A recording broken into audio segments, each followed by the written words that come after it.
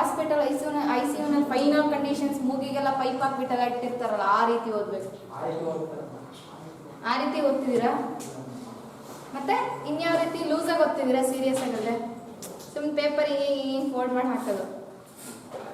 At least headlines ಆದ್ರೂ ಓದ್ತಿದ್ದೀರಾ per day? ಏನು ಇಂಪಾರ್ಟೆಂಟ್ ಕಂಟೆಂಟ್ಸ್ಗಳು ಬರುತ್ತೆ, ಸೊ ಸಿಲೆಬಸ್ ಓರಿಯೆಂಟೆಡ್ ಆ ರೀತಿನಾದ್ರೂ ಓದ್ತಿದ್ದೀರಾ? Just at least headlines, if not complete ಆಗಿ ಥರೋ ಆಗಿಲ್ಲ ಅಂತಂದ್ರೂ ಅಟ್ಲೀಸ್ಟ್ ದ ಹೆಡ್ಲೈನ್ಸ್ ಏನು ನಡೀತಿದೆ ಡೈಲಿ ಈವೆಂಟ್ಸ್ಗಳಷ್ಟೇ. ನೀನು ಕ್ವೆಶನ್ ಕೇಳಿದ್ದಲ್ವಾ ಯುಗಾಸ್ ಇನ್ ಆರ್ಡರ್ ಹೇಳಿ ಅಂತ ಅಂದ್ಬಿಟ್ಟು. 4 ಯುಗ ಇದೆ ಅಲ್ವಪ್ಪ ಯೂಶಲಿ. ಈಗ ನಾವು ಪ್ರೆಸೆಂಟ್ ಇರುವಂಥದ್ದು ಯಾವುದು?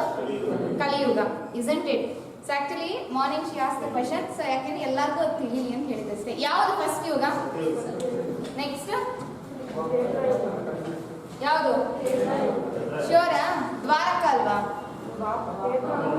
ದ್ವಾರಕನ ದ್ವಾಪರನ? ಮಾರ್ನಿಂಗ್ ಬ್ರೇಕ್ಫಾಸ್ಟ್ ಹೆವಿ ಆಗಿಲ್ಲ. ಕರೆಕ್ಟಾ? ಸಾರಿ ಹಾಂ ಯಾವುದು ತಿಳ್ಕೊಂಬಂದೇಳಿ? ಸರಿ ಎಕ್ಸಾಕ್ಟ್ಲಿ, ಇಟ್ಸ್ ಕೃತಯುಗ. ಕೃತ ಅಂತಾನೆ ಇಟ್ ಈಸ್ ಯೂಶಲಿ ನೇಮ್. ಸಂಸ್ಕೃತದಲ್ಲಿ ನಾವೇನಾದ್ರೂ ಟ್ರಾನ್ಸ್ಲೇಟ್ ಮಾಡಿದ್ರೆ ದಟ್ ಈಸ್ ಕಾಲ್ಡ್ ಸತ್ಯಯುಗ ಅಂತಂದ್ರೆ ದಾನ ಧರ್ಮ. ಸೊ ಅದೆಲ್ಲವೂ ಕೂಡ most of it was in this phase, first phase. Usually ಅದಕ್ಕೆ ಪರ್ ಟೈಮ್ ಯುನೋ ಕಾಲ್ ಭಾಗದಷ್ಟು ಇರುತ್ತೆ. ಸೊ ಅಂದ್ರೆ ಟೈಮ್ ಪೀರಿಯಡ್ಸ್ಗಳು ನಾವು ಹೇಳೋದಿದ್ರೆ, ಸೊ ಪ್ರತಿಯೊಂದು ಯುಗಕ್ಕೂ ಕೂಡ. ಸೊ ಫಸ್ಟ್ ಈ ಸತ್ಯಯುಗ, ಸೊ ಇದಕ್ಕೆ ನಾವು ಇನ್ನೊಂದು ಸೊ ಕೃತಯುಗ ಅಂತ ಅಂತೀವಿ. ಸೊ ಹೇಗೆ ನೆನ್ಪಿಟ್ಕೊಬೇಕು ಆರ್ಡರ್ ವೈಸ್ ಏನಾದರೂ ಕೇಳಿದ್ರೆ? ಬಿಕಾಸ್ ಈ ರೀತಿಯಾಗಿ ಯು ಪಿ ಎಸ್ ಸಿ ನಲ್ಲಿ ಆರ್ಡರ್ ವೈಸ್ ಎಲ್ಲ ಕೇಳಲ್ಲ. But when you speak of some other competitive exams ಆ ರೀತಿ ಬಂದಾಗ ಸೊ ಅದು ಆರ್ಡರ್ ವೈಸ್ ಆ ರೀತಿಯಾಗಿ ಕೇಳುವಂಥ ಚಾನ್ಸಸ್ಗಳು ತುಂಬ ಇದೆ. ಗೊತ್ತಾಗ್ತಿದೆಯಾ? So first is Satyayuga, so next one is Tretayuga, Dvapara yuga and Kaliyuga. So this is the order. So ಪ್ರತಿಯೊಂದಕ್ಕೂ 1/4 ಟೈಮ್ ಇರುತ್ತೆ ಸೊ ಅದು ಪಾಸ್ ಆಗೋದಕ್ಕೆ. ಅಂಡ್ ದ ಮೋಸ್ಟ್ ಅಂದ್ರೆ ಲೈಕ್ ಟ್ರೂತ್ ಓರಿಯೆಂಟೆಡ್ ಅಥವಾ ಧರ್ಮಾಂಧ ಓರಿಯೆಂಟೆಡ್ ನಾವು ನೋಡಿದ್ರೆ ಸೊ ಇಟ್ ಈಸ್ ಕೃತಯುಗದಲ್ಲಿ ಜಾಸ್ತಿ ಇದೆ. ಸೊ ನಂತರ ಅದು ಲೀಸ್ಟ್ ಆಗಿ ಕಾಣ್ತಿರುವಂಥದ್ದು ಕಲಿಯುಗದಲ್ಲಿ. ಸೊ ನೀವು ಕಂಪೇರ್ ಮಾಡಿದ್ರೆ ಸೊ ಈ ಯುಗಾಸ್ಗಳನ್ನ ಸೊ ಆರ್ಡರ್ ವೈಸ್ ಏನಿದೆ, ಸೊ ಲಾಸ್ಟ್ ನಲ್ಲಿ ಬರುತ್ತಲ್ಲ ಈ ಯುಗ, ಸೊ ಇದ್ರಲ್ಲಿ ಏನಂತಾರೆ ಸತ್ಯ ಆಗಿರ್ಬೋದು, ಸ್ವಲ್ಪ ಏನು ಹಾನೆಸ್ಟ್ ಲೆವೆಲ್ ಲಾಯಲ್ಟಿ ಅಂತ ಏನಂತೀವಿ, ಸೊ ಇದೆಲ್ಲವೂ ಕೂಡ ಕಡಿಮೆ ಇರುವಂತಹ ಫೇಸ್ ಇಸ್ ದಿಸ್ ಕಲಿಯುಗ. ಅಂಡ್ ಆಲ್ಸೋ ಇದ್ರಲ್ಲಿ ತುಂಬಾನೇ ಟೈಮ್ ಹೆಂಗಾಗ್ತದೆ ಅಂದ್ರೆ ತುಂಬಾನೇ ಬೇಗ ಪಾಸ್ ಆಗ್ತಿರುವಂಥದ್ದು. ಡೇಸ್ಗಳಾಗಿರ್ಬೋದು, ಟೈಮ್ ಪೀರಿಯಡ್ ಏನಿದೆ ಸೊ ಅದು ತುಂಬಾನೇ ಪಾಸ್ ಆಗ್ತದೆ. ಸೊ ಜಸ್ಟ್ ನೆನ್ಪಿಟ್ಕೊಬೇಕು ಅಂದ್ರೆ ಆರ್ಡರ್ ನಮಗೆ ಗೊತ್ತಾಗ್ತಿಲ್ಲ ಅಂತಾನೆ SDDK. ಸೊ ಅಟ್ಲೀಸ್ಟ್ ನಮಗೆ ಕಲಿಯುಗ ಅನ್ನೋದು ಗೊತ್ತಾ? ಪ್ರೆಸೆಂಟ್ ಅಲ್ಲಿ ಇರೋದು ಕಲಿಯುಗ ಅಂತನಾದ್ರೂ ಗೊತ್ತು ನಮಗೆ. ಸೊ ಸ್ಟಾರ್ಟಿಂಗ್ ಇವಾಗ ಯಾವ್ದು ಕೆಲವೊಮ್ಮೆ ಕನ್ಫ್ಯೂಷನ್ ಆಗುವಂತ ಚಾನ್ಸಸ್ ಇರುತ್ತೆ. ಸೊ ನಾವು ಎಷ್ಟೇ ಓದಿದ್ರು ಕೂಡ ನಾವು ಬಲ್ಕಾಗಿ ಓದಿದಾಗ ಸೊ ಕೆಲವರಿಗೆ ಸೊ ಮೆಮೊರೈಸ್ ಮಾಡೋದು ತುಂಬಾನೇ ಕಷ್ಟ ಆಗ್ತಿರುತ್ತೆ. ಹಾಗಾಗಿ ಸೊ ಸ್ಟಾರ್ಟಿಂಗ್ ST ಅಂತ ನೆನ್ಪಿಟ್ಕೊಂಡ್ಬಿಟ್ರೆ ಸೊ ಇದು next you can easily write. Isn't it? ಹೌದಲ್ವಾ? ಕಲಿಯುಗ ಅಂದ್ರೆ ನಮಗೆ ಪಕ್ಕ ಗೊತ್ತಿರುತ್ತೆ ಲಾಸ್ಟ್. ಸೊ ST ಅನ್ನೋದು ಫಸ್ಟ್ ನೆನ್ಪಿಟ್ಕೊಂಡ್ರೆ ಸತ್ಯ ತ್ರೇತ, ನೆಕ್ಸ್ಟ್ ಉಳಿದಿರೋದು ದ್ವಾಪರ ತಾನೆ. ಗೊತ್ತಾಗ್ತೀಯಾ? So this is the order. ಕ್ಲಿಯರಾ? ಓಕೆ, ಬರ್ಬೇಕಾ ಇನ್ನು? ಸೊ ಒಬ್ಬೊಬ್ಬರೇ ಬರ್ತಾ ಇದ್ದೀರಾ ಇನ್ನು?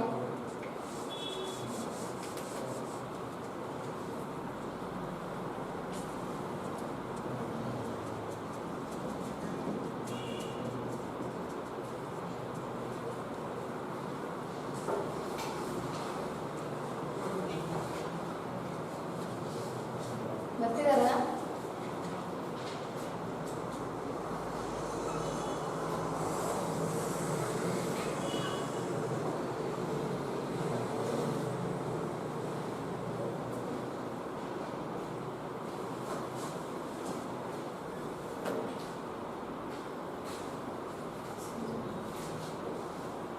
ಬರ್ತಾ ಇದಾರೆ ಇನ್ನು?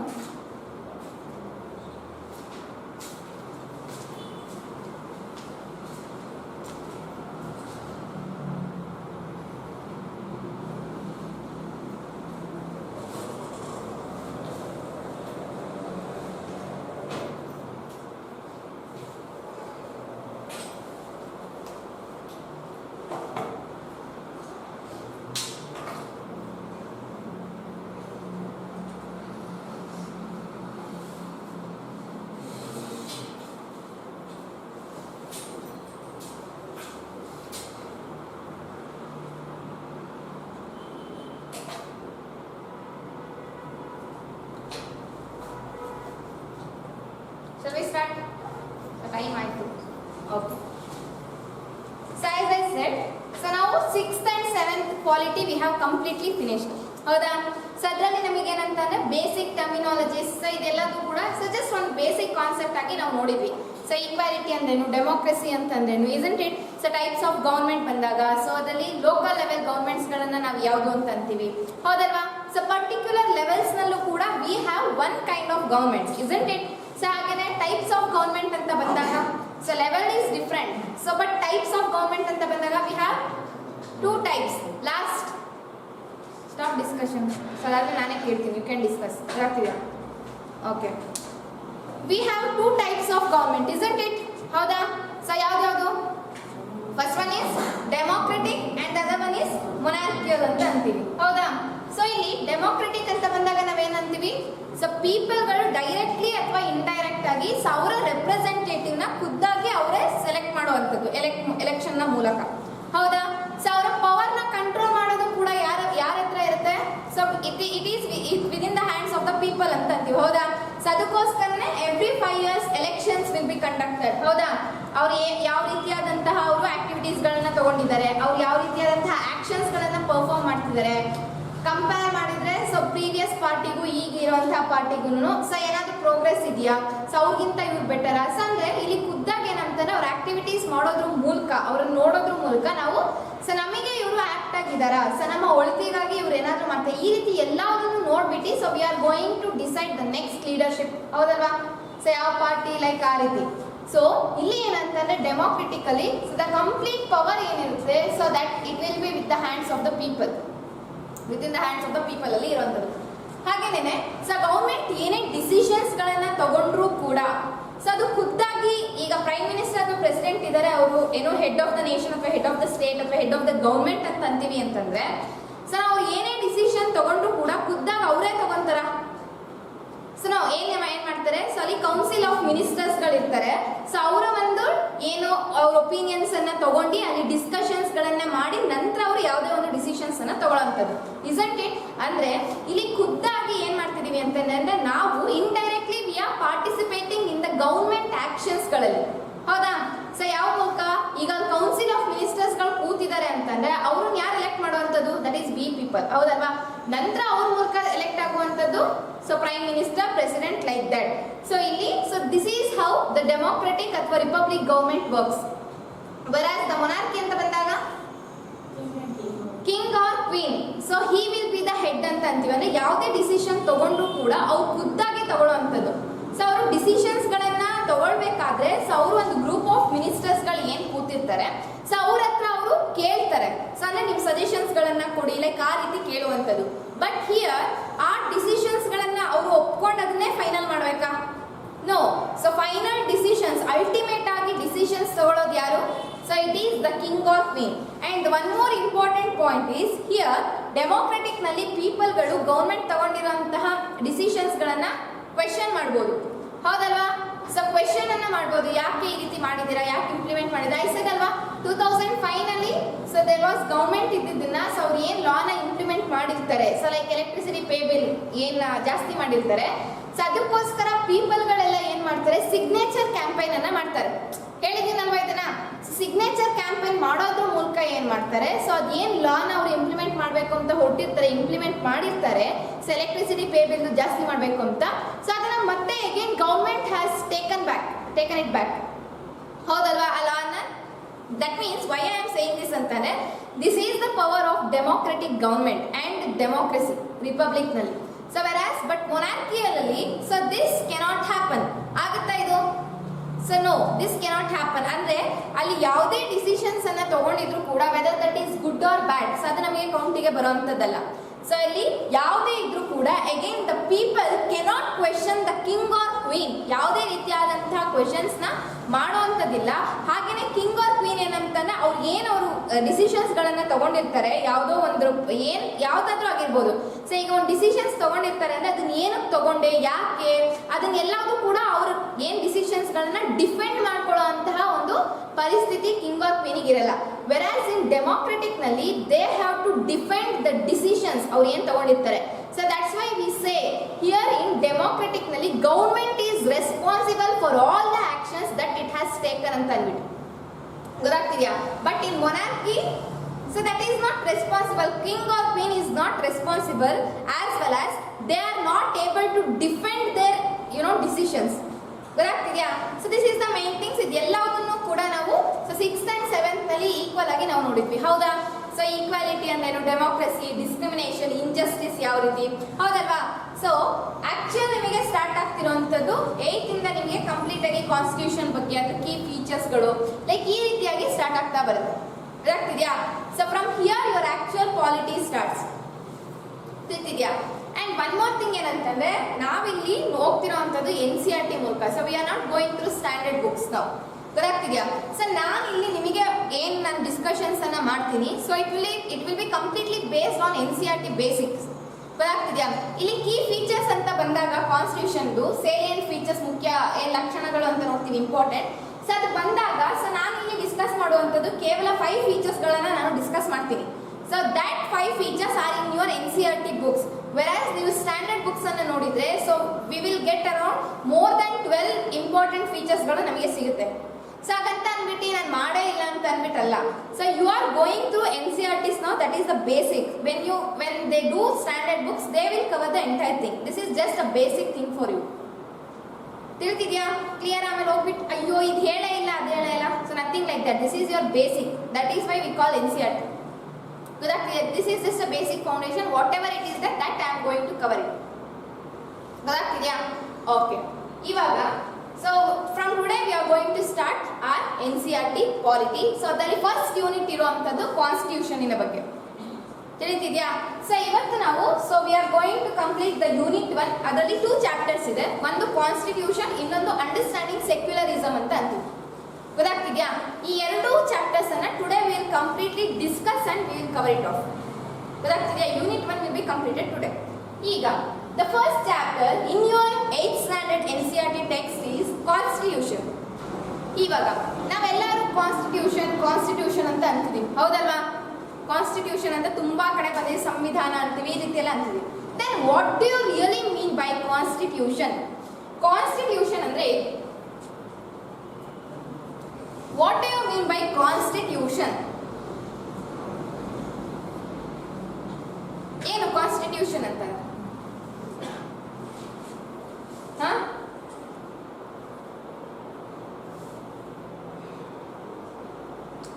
ಹೇಳ್ಬೇಕು. ಕಾನ್ಸ್ಟಿಟ್ಯೂಷನ್ ಅಂತ ಅಂದ್ಬಿಟ್ಟು ಅದ್ರಲ್ಲಿ ಬರೋ ಆರ್ಟಿಕಲ್ಸ್, ನೆಕ್ಸ್ಟ್ ಫಂಡಮೆಂಟಲ್ ರೈಟ್ಸ್ ಅದನ್ನೆಲ್ಲ ನಾವು ಹೇಳ್ತೀವಲ್ವಾ. ಇಟ್ ಈಸ್ ಎಲ್ಲಿ ಇದೆಲ್ಲ ಕಾನ್ಸ್ಟಿಟ್ಯೂಷನ್ ಇಂದ ಡಿರೈವ್ ಮಾಡ್ಕೊಂಡಿರೋದು, ಕಾನ್ಸ್ಟಿಟ್ಯೂಷನ್ ಅಲ್ಲಿ ಇದೆ ಅಂತ ಅಂದ್ಬಿಟ್ಟು. Then what do you really mean by constitution? ಹೇಳಿದಾರಲ್ವಾ, ಪಾಲಿಟಿ ಮಾಡಿದಾರಲ್ವಾ. So last week like Friday Saturday ಇತ್ತಲ್ವ ನಿಮಗೆ, ಕಾನ್ಸ್ಟಿಟ್ಯೂಷನ್ ಬಗ್ಗೆ ಹೇಳಿದ್ರಲ್ವಾ. ಏನು what actually is constitution means?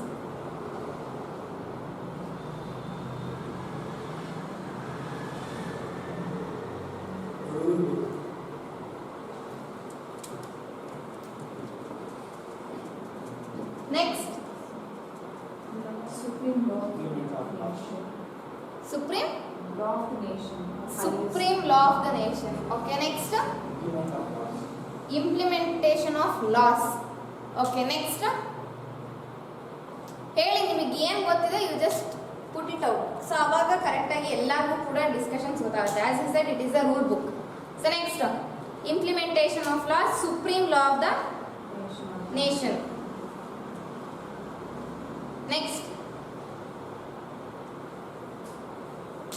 Constitution ಅಂದ್ರೆ ಏನು? ನಾವೆಲ್ಲ ಕಡೆನೂ ಅದನ್ನೇ ತಾನೇ ಹೇಳ್ತಿರೋದು. ಕಾನ್ಸ್ಟಿಟ್ಯೂಷನ್, ಸಂವಿಧಾನದಿಂದ, ಕಾನ್ಸ್ಟಿಟ್ಯೂಷನ್ ಅಲ್ಲಿ ಫಂಡಮೆಂಟಲ್ ರೈಟ್ಸ್ ಇದೆ, DPSP that is directive principles of state policy ಇದೆ. ಸೊ ಕಾನ್ಸ್ಟಿಟ್ಯೂಷನ್, ಹೌದಲ್ಲ, ಎಲ್ಲ ಕಡೆನೂ we take the word constitution. So then what do you really mean by constitution? So one he said it is a rule book ಅಂತ ಅಂದ್ಬಿಟ್ಟು. So then supreme law of the nation, implementation of laws ಅಂತ ಹೇಳಿದ್ದಾರೆ. Next ಇನ್ನೂ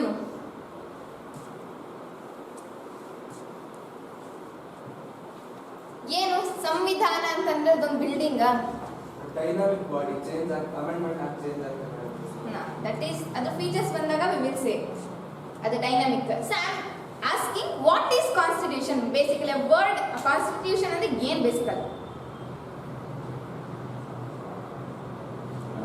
principles, ಕಾನೂನು ಜೊತೆಗೆ principles, ideal principles.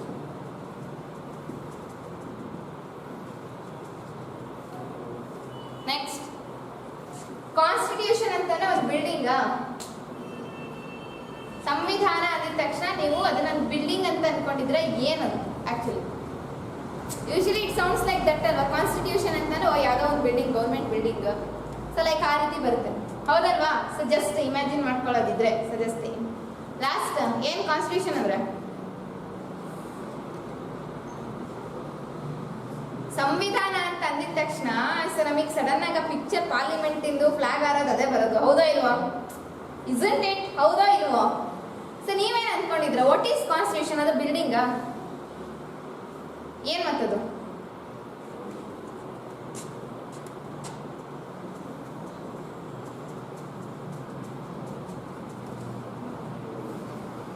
ಏನದು? ಏನ?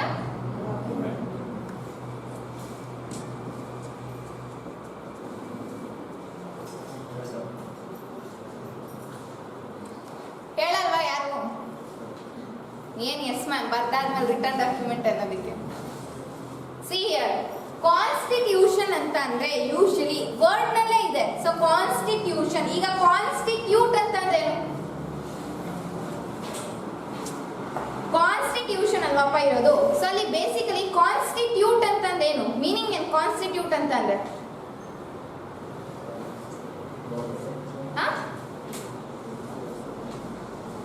Constitute ಅಂದ್ರೇನು? ಗ್ರೂಪಿಸಮ್. ಓಕೆ, ಗ್ರೂಪ್ ಮಾಡೋ ಅಂಥದ್ದು. ಕಾನ್ಸ್ಟಿಟ್ಯೂಟ್ ಅಂತ ಅಂದ್ರೆ usually can I say formation? ಹೌದಾ? ಕಾನ್ಸ್ಟಿಟ್ಯೂಟ್ ಅಂತ ಅಂದ್ರೆ it is nothing but formation, ಹೌದಾ? ಇನ್ನೊಂದು ನಾನು ಏನಂತ ಅನ್ಬೋದು? ಎಸ್ಟಾಬ್ಲಿಷ್ಮೆಂಟ್. ಕಾನ್ಸ್ಟಿಟ್ಯೂಟಿಗೆ ಇನ್ನೊಂದು ಮೀನಿಂಗ್, ಹೌದಾ? So one is formation, establishment, ಇನ್ನೊಂದು ಏನಂತ ಅನ್ಬೋದು? ಕಾನ್ಸ್ಟಿಟ್ಯೂಟ್ ಮಾಡಬೇಕು ಅಂತಂದ್ರೆ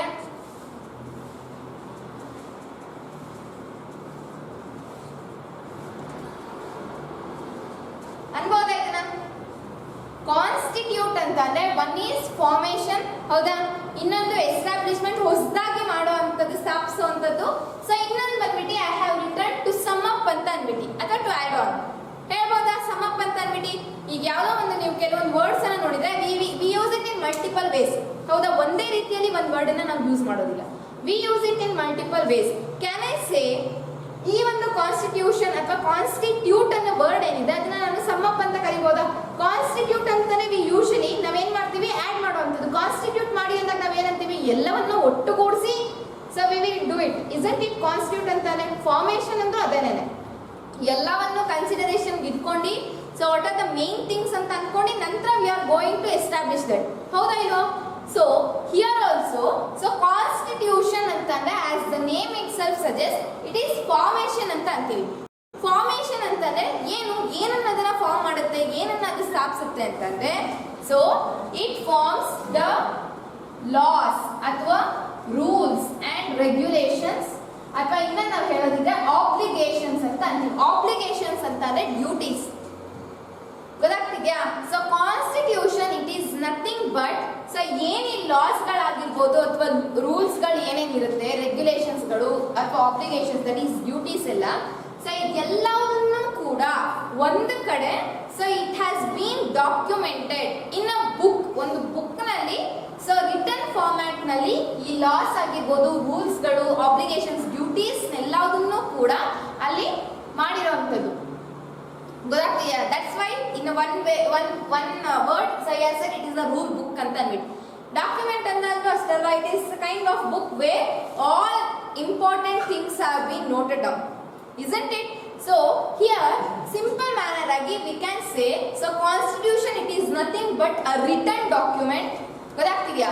So a written document where all the rules, regulations, obligations, everything has been noted down. So it is a rule book ಅಂತ ಅಂತೀವಿ, ಗೊತ್ತಾಗ್ತಿದೆಯಾ? It is neither a building nor an institution, nothing like that.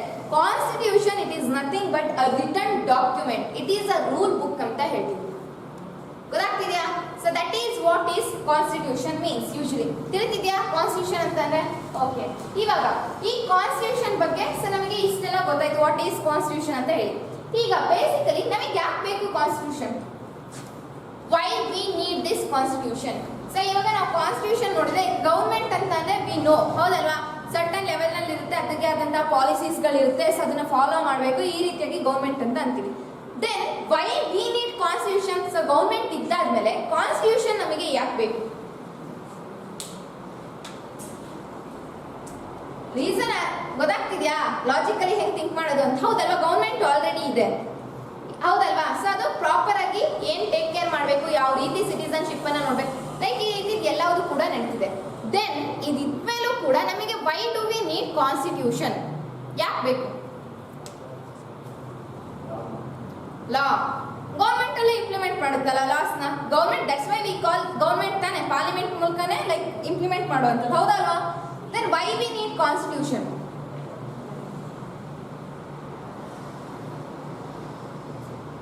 Government constitution follow ಮಾಡಬೇಕು. Government constitution ನ follow ಮಾಡಬೇಕು.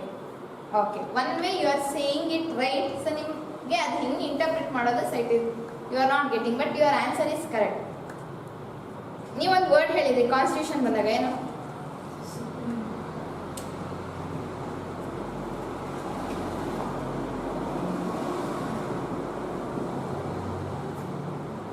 ಏನು?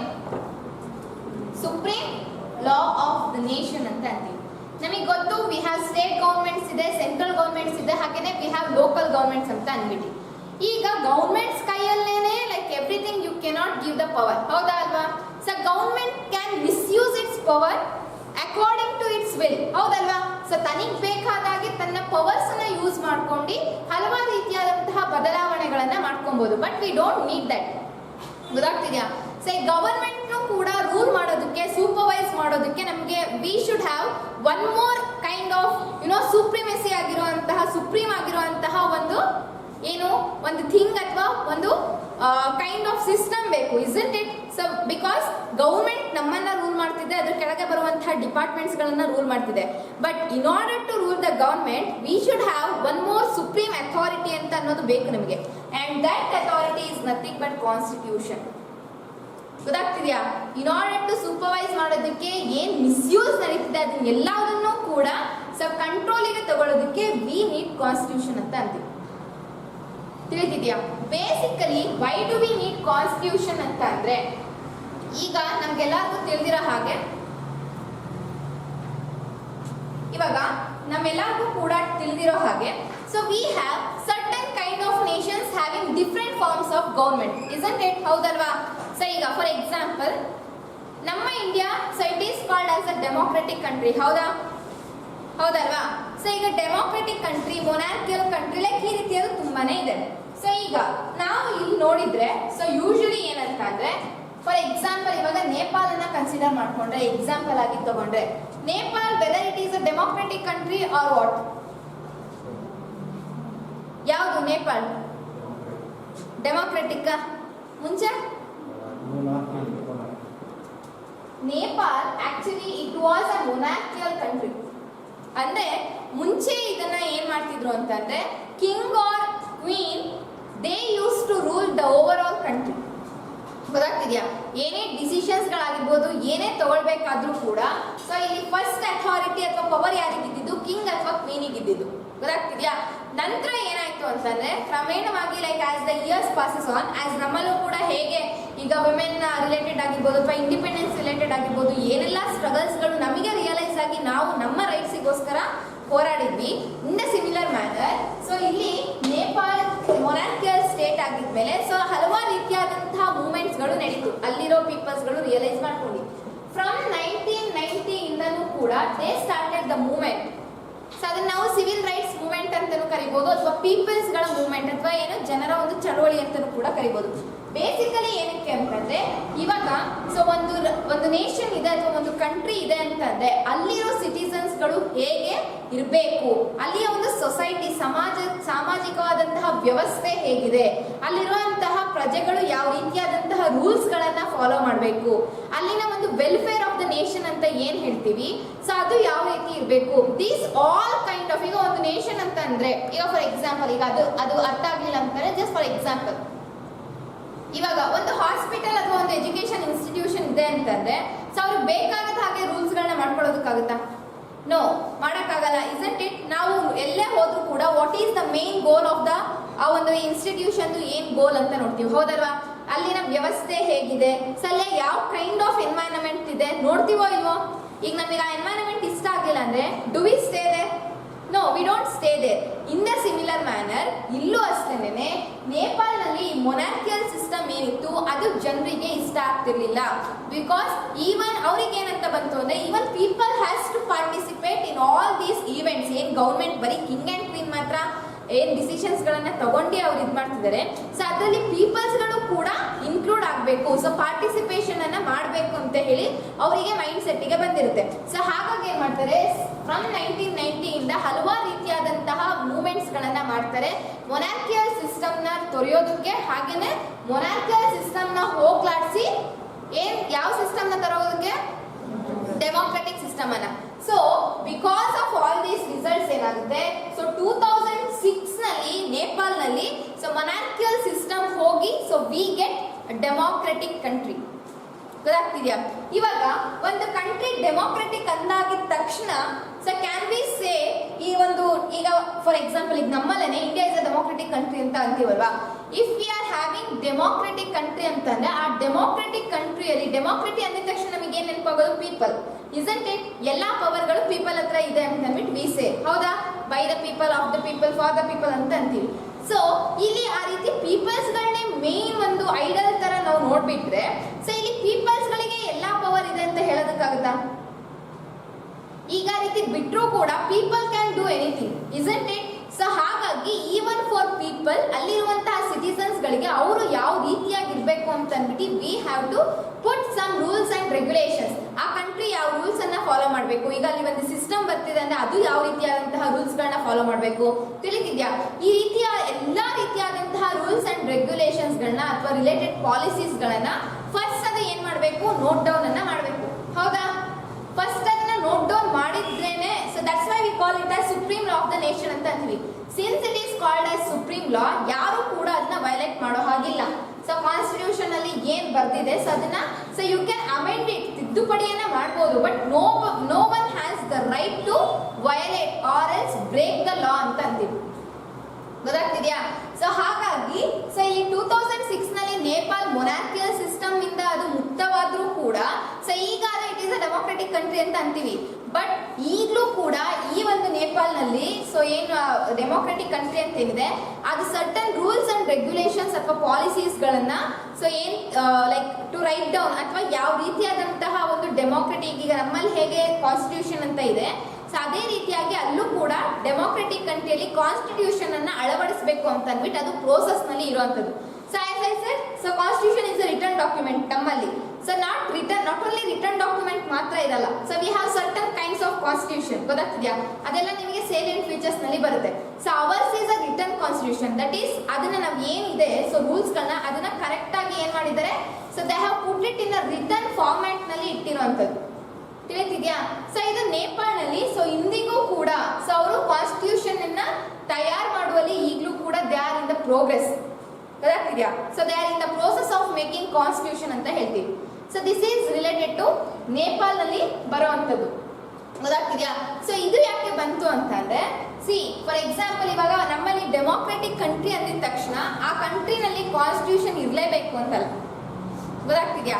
So ಈ ಒಂದು word ನಿಮಗೆ ನೆನ್ಪಿಟ್ಕೊಬೇಕು, statements wise ನಲ್ಲಿ ಬರುವಂತಹ ಚಾನ್ಸಸ್ ತುಂಬಾನೇ ಇದೆ. ಸೊ ಏನಂತಂದ್ರೆ almost all the democratic countries ಗಳು ಏನಿದೆ so they have constitution, but it doesn't mean constitution ಇಲ್ಲ ಅಂದಿದ ತಕ್ಷಣ ಅದನ್ನ ನಾವು ಡೆಮೋಕ್ರೆಟಿಕ್ ಕಂಟ್ರೀಸ್ ಅನ್ನಲ್ಲ. ಗೊತ್ತಾಗ್ತಿದ್ಯಾ? So this statement is very important. ಅಂದ್ರೆ ಆಲ್ಮೋಸ್ಟ್ ಯಾವ್ದೆಲ್ಲ ಡೆಮೋಕ್ರೆಟಿಕ್ ಕಂಟ್ರೀಸ್ ಗಳಿದೆ ಸೊ ಅದಕ್ಕೇನು ಕಾನ್ಸ್ಟಿಟ್ಯೂಷನ್ ಇದೆ, ಹಾಗಂದ ಮಾತ್ರಕ್ಕೆ ಯಾವೆಲ್ಲ ಡೆಮೋಕ್ರೆಟಿಕ್ ಕಂಟ್ರೀಸ್ ಗಳಲ್ಲಿ ಕಾನ್ಸ್ಟಿಟ್ಯೂಷನ್ ಇರಲ್ಲ ಅವುಗಳನ್ನ ನಾವು ಡೆಮೋಕ್ರೆಟಿಕ್ ಕಂಟ್ರೀಸ್ ಅಂತ ಹೇಳಿ ನಾವು ನಿರಾಕರಿಸೋ ಹಾಗಿಲ್ಲ ಅಂತ ಹೇಳಿ. ತಿಳಿತಿದ್ಯಾ? This statement is very important. This statement so ಇದು ಕೆಲವೊಂದು ಬಾರಿ ಬಂದಿದೆ ಪ್ರಿಲಿಮ್ಸ್ ನಲ್ಲಿ, ಸ್ಟೇಟ್ಮೆಂಟ್ ವೈಸ್ ಕೇಳುವಂತಹ ಚಾನ್ಸಸ್ ತುಂಬಾನೇ ಇದೆ. ಗೊತ್ತಾಗ್ತಿದ್ಯಾ? That's why I am stressing that point. ಹಾಗೇನೆ ಎಕ್ಸಾಂಪಲ್ ಕೂಡ ಕೊಟ್ಟಿದ್ದು ಡೆಮೋಕ್ರೆಟಿಕ್ ಹಾಗೇನೆ ಸೊ ಕಾನ್ಸ್ಟಿಟ್ಯೂಷನ್ಗೂ ಏನ್ ರಿಲೇಷನ್ ಅಂತ ಹೇಳಿ. ತಿಳಿತಿದ್ಯಾ? ಸೊ ಆಲ್ ಡೆಮೋಕ್ರೆಟಿಕ್ ಕಂಟ್ರೀಸ್ ಅಂದ್ರೆ almost all democratic countries have constitution, but it doesn't ಮೀನ್ ಇದರ ಅರ್ಥ ಯಾವೆಲ್ಲ ಡೆಮೋಕ್ರೆಟಿಕ್ ಯಾವೆಲ್ಲ ಕಂಟ್ರೀಸ್ ಕಾನ್ಸ್ಟಿಟ್ಯೂಷನ್ ಇರಲ್ಲ ಅಂತಹ ಒಂದು ಕಂಟ್ರೀಸ್ಗಳನ್ನ ನಾವು ಡೆಮಾಕ್ರೆಟಿಕ್ ಕಂಟ್ರೀಸ್ ಅಲ್ವೇ ಅಲ್ಲ ಅಂತ ಅಂದ್ಬಿಟ್ಟು ನಾವು ನಿರಾಕರಿಸೋ ಹಾಗಿಲ್ಲ ಅಂತ ಅಂದ್ಬಿಟ್ಟು this is very important statement.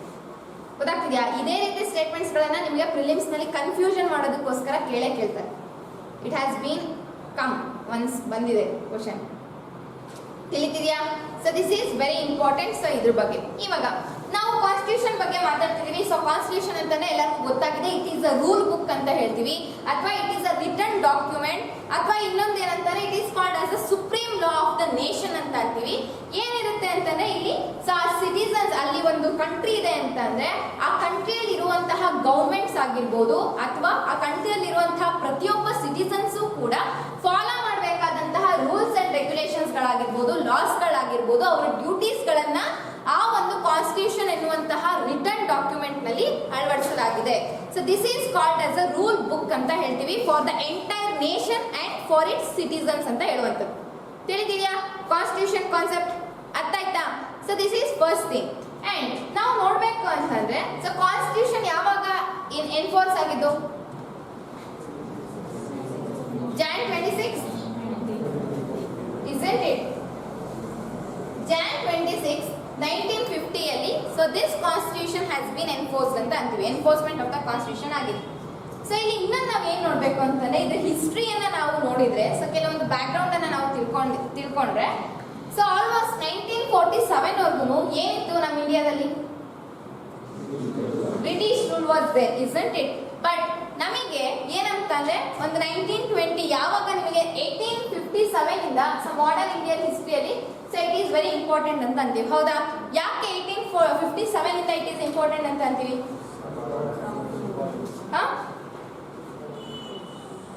ಹೇಳಿ. ಕ್ವೀನ್ ರೂಲಾ? ಏನ್ rule? 1857 it is very important ಅಂತ ಹೇಳ್ತೀವಿ, ಹೌದಲ್ವಾ? ಸೊ ಯಾಕೆ? ಸಿಪಾಯಿ ಮಿಟನಿ. ಏನ್ ಕರೆಕ್ಟ್ ಆಗಿ ಕಚಪಚ ಅಂತ ಅನಿಸ್ತದೆ. ಸಿಪಾಯಿ ಮ್ಯೂಟಿನಿ ಬೇಸಿಕಲಿ ಏನಂತಂದ್ರೆ ಇಲ್ಲಿ ಫಸ್ಟ್ ವಾರ್ ಆಫ್ ಇಂಡಿಪೆಂಡೆನ್ಸ್, ಅದು ಗೊತ್ತು. ಸೊ ನೆಕ್ಸ್ಟ್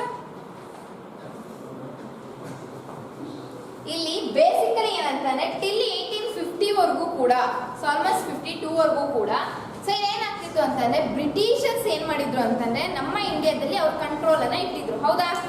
ಸೊ ರೂಲರ್ಸ್ ಗಳು ಕೂಡ ಏನ್ ಮಾಡ್ತಿದ್ರು, ಅವರಂತೆ ಅವ್ರು ಏನೇ ಅಂದ್ರು ಕೂಡ, ಅವ್ರು ಏನೇ ಒಂದು ಅಗ್ರಿಮೆಂಟ್ಸ್ ಕೇಳಿದ್ರು ಕೂಡ, ಅಥವಾ ಅವ್ರು ಏನೇ ಒಂದು taxation rights, that is what we call diwani rights, ಹೌದಲ್ವಾ? ಸೊ ಟ್ಯಾಕ್ಸೇಷನ್ ರೈಟ್ಸ್ ಈ ರೀತಿ ಯಾವುದೇ ಒಂದು ಕೇಳಿದ್ರು ಕೂಡ ಏನ್ ಮಾಡ್ತಿದ್ರು, so they use to agree.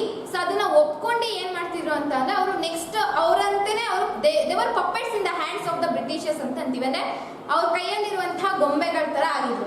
So ಅವ್ರು ಏನೇ ಮಾಡಿದ್ರು ಕೂಡ ಅವರ ಒಂದು ಏನ್ ಮಾತಿಗೆ ಅವ್ರು ಅದರಂತೆ ನಡ್ಕೊಂತಿದ್ರು. ನಮ್ಮ ಇಂಡಿಯನ್ ಕಿಂಗ್ಸ್ ಅಥವಾ ಕ್ವೀನ್ಸ್ ಯಾರು ರೂಲರ್ಸ್ ಗಳಿರ್ತಾರೆ ಅವರು, ಇದು ಎಲ್ಲರಿಗೂ ಗೊತ್ತಿರೋಂಥದ್ದು, ಹೌದಲ್ಲ?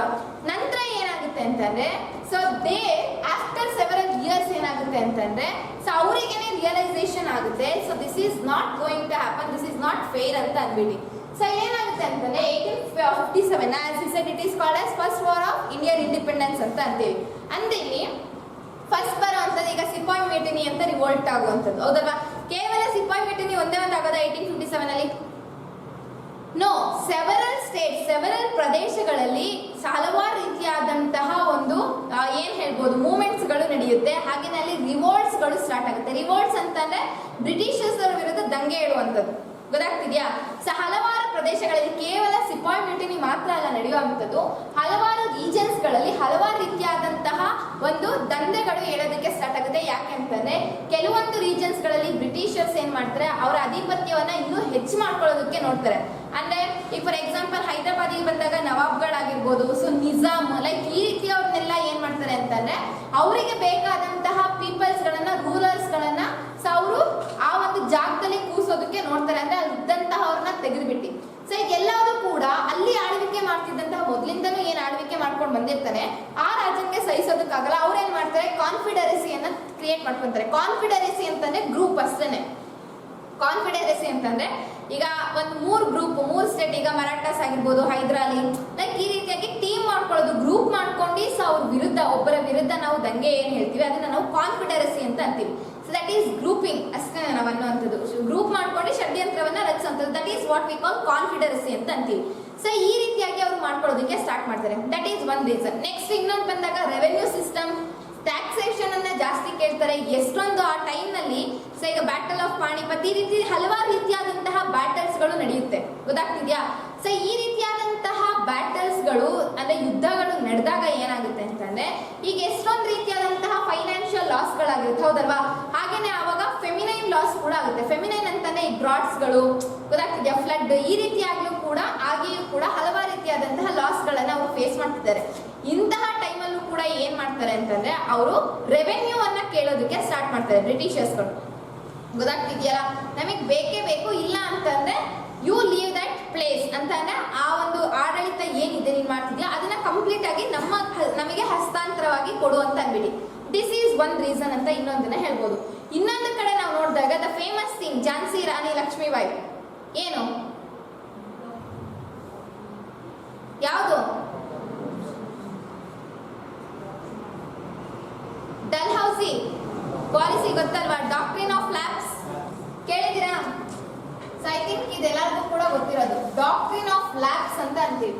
ಅಂದ್ರೆ ಇಲ್ಲಿ ಯೂಶಲಿ ಡಾಕ್ಟ್ರಿನ್ ಅಂತಂದ್ರೆ ಏನಂತಾನೆ ಹೆರಿಡಿಟಿ ಅಂತ ನಾವು ಯೂಶಲಿ ಕನ್ಸಿಡರ್ ಮಾಡುವಂಥದ್ದು. ಅಂದ್ರೆ ಎಲ್ಲಾ ಪ್ರದೇಶಗಳಲ್ಲೂ, ಕೇವಲ ಸಿಪಾಯಿ ಮ್ಯೂಟಿನಿ ಅಂತ ಮಾತ್ರ ಅಲ್ಲ, ಎಲ್ಲಾ ಪ್ರದೇಶಗಳಲ್ಲೂ ಕೂಡ ಈ ರೀತಿಯಾದಂತಹ ಕೆಲವೊಂದು ರೀಸನ್ಸ್ ಗಳಿಗೆ ಏನ್ ಮಾಡ್ತಾರೆ, ಅಲ್ಲಿರುವಂತಹ ಜನಗಳಿಗೆ ಅವೇರ್ನೆಸ್ ಮೂಡುತ್ತೆ, ಜಾಗೃತಿಯನ್ನ ಮೂಡುತ್ತೆ. ಅಂದ್ರೆ ಓಕೆ, ಬ್ರಿಟಿಷರ್ಸ್ ಗಳು ಏನಿದ್ದಾರೆ ಅವ್ರು ನಮ್ಮ ಒಳಿತಿಗಾಗಿ ಮಾಡ್ತಾ ಇಲ್ಲ, ಸೊ ಕಂಪ್ಲೀಟ್ ಆಗಿ ನಮ್ಮ ಮೇಲೆ ಒಂದು ಕಂಟ್ರೋಲ್ ಅನ್ನು ತಗೊಳ್ಳೋದಕ್ಕೋಸ್ಕರ ಅವರು ಇಷ್ಟೊಂದೆಲ್ಲ ಮಾಡ್ತಿರೋದು ಅಂತ ಹೇಳಿ. ಸೊ ಇಲ್ಲೂ ಕೂಡ ಏನಾಗುತ್ತೆ ಅಂತಂದ್ರೆ ಈವನ್ ಇನ್ ಕರ್ನಾಟಕ, ಸೊ ಈ ಝಾನ್ಸಿ ರಾಣಿ ಲಕ್ಷ್ಮೀಬಾಯಿ ಏನಿರ್ತಾರೆ, ಸೊ ಕರ್ನಾಟಕದಲ್ಲೂ ಕೂಡ ನಡೆಯುತ್ತೆ, ನೆಕ್ಸ್ಟ್ ಮಹಾರಾಷ್ಟ್ರ, ಪ್ರತಿಯೊಂದು ರೀಜನ್ ಅಲ್ಲೂ ಕೂಡ ಇದು ನಡೆಯುವಂಥದ್ದು. ಡಾಕ್ಟ್ರಿನ್ ಆಫ್ ಲ್ಯಾಬ್ಸ್ ಯಾರು ಇಂಪ್ಲಿಮೆಂಟ್ ಮಾಡಿದ್ದು? ಡಲ್ಹೌಸಿ, ಗೊತ್ತಾಗ್ತಿದ್ಯಾ? ಸೊ ಈ ಒಂದು ಪಾಲಿಸಿಯನ್ನು ತರ್ತಾರೆ. ಅಕಾರ್ಡಿಂಗ್ ಟು ದಿಸ್ ಪಾಲಿಸಿ ಏನು, ಯಾರಿಗೆ ಅವ್ರ ನ್ಯಾಚುರಲ್ ಆಗಿ ಇರುವಂತಹ ಅಂದ್ರೆ ಸ್ವಾಭಾವಿಕವಾಗಿ ಅವ್ರಿಗೆ ಏನು ಮಗು ಇರ್ತಾನೆ, ಸೊ ಅವರ ಒಂದು ಹೆರಿಟಿ ರೀಜನ್ ಅಲ್ಲಿ ಅವರಿಗೆ ಮಗು ಇಲ್ಲ ಅಂತಂದ್ರೆ ಆ ಒಂದು ಪ್ರಾಂತ್ಯವನ್ನ ಏನ್ ಮಾಡ್ಬೇಕು, ಬ್ರಿಟಿಷರ್ಸ್ಗೆ ಹಸ್ತಾಂತರ ಮಾಡಬೇಕು. So they have to hand it over to the britishers ಅಂತ ಅನ್ಬಿಟ್ಟು, that is called doctrine of lapse ಅಂತ ಅನ್ಬಿಟ್ಟು. ಅಂದ್ರೆ ನ್ಯಾಚುರಲ್ ಹೈಯರ್ ಇರ್ಬೇಕು ಅಂತ ಹೇಳಿ, ಗೊತ್ತಾಗ್ತಿದ್ಯಾ? ಹೆರಿಡಿಟಿಯಾಗಿ ಬಂದಂತ ಈಗ ಒಬ್ಬ ಕಿಂಗ್ ಇದ್ದಾನೆ ಅಂತಂದ್ರೆ, ಒಬ್ಬ ರಾಜ ಅಲ್ಲಿ ಆಡಳಿತ ಮಾಡ್ತಾ ಇದ್ದಾನೆ ಅಂತಂದ್ರೆ ಅಲ್ಲಿ ಅವನ ಮಗ ಇರ್ಬೇಕು ನೆಕ್ಸ್ಟ್ ಉತ್ತರಾಧಿಕಾರಿ ಆಗೋದಕ್ಕೆ. ಅವನು ಯಾರನ್ನೇ ಕೂಡ ಅಡಾಪ್ಟ್ ಅನ್ನ ಮಾಡ್ಕೊಬಾರ್ದು. ಬಟ್ ಇಲ್ಲಿ ಏನು, ಸೊ ಅವ್ರದೇ ಮಗು ಇರುತ್ತಾ? No, they have adopted it, ಹೌದಲ್ವಾ? ಸೊ ಹಾಗಾಗಿ ಏನ್ ಮಾಡ್ತಾರೆ, ಆ ರೀತಿಯಾಗಿ ಸ್ವಾಭಾವಿಕವಾಗಿ ಅವರಿಗೆ ಸ್ವಂತವಾದಂತಹ ಮಗು ಇಲ್ಲ ಅಂತಂದ್ರೆ ಅಲ್ಲಿ ಆ ಪರ್ಟಿಕ್ಯುಲರ್ ಒಂದು ರೀಜನ್ ಅನ್ನ ಏನ್ ಮಾಡ್ತಾರೆ, ಲ್ಯಾಬ್ಸ್ ಅನ್ನ ಮಾಡಲಾಗುತ್ತೆ ಅವರಿಗೆ, ಗೊತ್ತಾಗ್ತಿದ್ಯಾ? ಅದನ್ನ ಕಂಪ್ಲೀಟ್ ಆಗಿ ಬ್ರಿಟಿಷರ್ಸ್ ಗಳು ಏನ್ ಮಾಡ್ತಾರೆ, ಅವರ ಆಳ್ವಿಕೆಗೆ ತಗೊಳ್ತಾರೆ ಅಂತ ಹೇಳಿ ಈ ರೀತಿಯಾದಂತಹ ಪ್ರತಿಯೊಂದು reason. This is one reason. ಇನ್ನೊಂದು ಸರ್ ನಂತರ ಇನ್ನೊಂದು ರೀಸನ್ ಏನಂತಾರೆ, that is called a sepoy mutiny ಅಂತ ಅಂತೀವಿ. ಇದು ಐ ಥಿಂಕ್ ಎಲ್ಲರಿಗೂ ಗೊತ್ತಿದೆ, ಹೌದಲ್ವಾ? ಸಿಪಾಯ್ ಮ್ಯೂಟಿನಿ ಏನಿದ್ರಲ್ಲಿ ಬೇಸಿಕಲಿ ಯಾವುದು? ಸರಿ ಜೋರಾಗಿ ಹೇಳಿ. Wages, salary purpose. Okay, next cartridges. Mainly ಏನಂತಂದ್ರೆ, ಸೊ ಇಲ್ಲಿ ಸಿಪಾಯ್ ಮ್ಯೂಟಿನಿಯಲ್ಲಿ ರೀಸನ್ಸ್ ಗಳು ಏನಂತಂದ್ರೆ, ಫಸ್ಟ್ ರೀಸನ್ ಈಗ ಅಲ್ಲಿ ಏನ್ ಮಾಡ್ತಿದ್ರು ಅಂತಂದ್ರೆ ಯುರೋಪಿಯನ್ ಸೋಲ್ಜರ್ಸ್ ಗಳಿಗೂ ಕೂಡ ನಮ್ಮ ಇಂಡಿಯನ್ ಸೋಲ್ಜರ್ಸ್ಗೂ ಕೂಡ ಸೊ ತುಂಬಾನೇ ಡಿಸ್ಕ್ರಿಮಿನೇಷನ್ ಅನ್ನ ಮಾಡ್ತಿದ್ರು, ಹೌದಾ?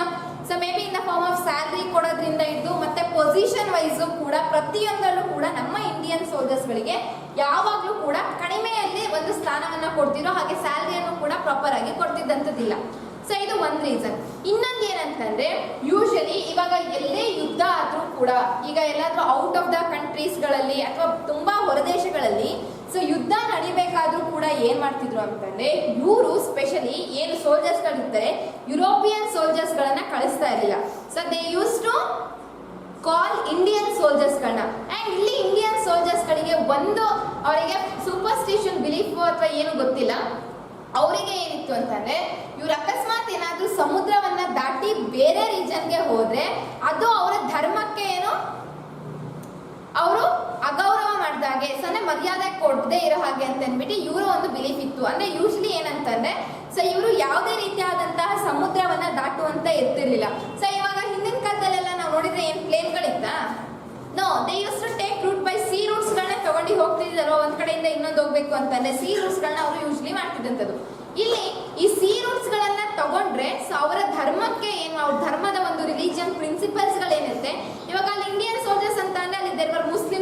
ಆಗಿರ್ಬೋದು, ಕ್ರಿಶ್ಚಿಯನ್ಸ್, ಎಲ್ಲ ರೀತಿಯಾದಂತಹ ರಿಲಿಜಿಯನ್ಸ್ಗಳು ಕೂಡ ಇದ್ರು ಸೊ ಇಂಡಿಯನ್ ಸೋಲ್ಜರ್ಸ್ಗಳಲ್ಲಿ.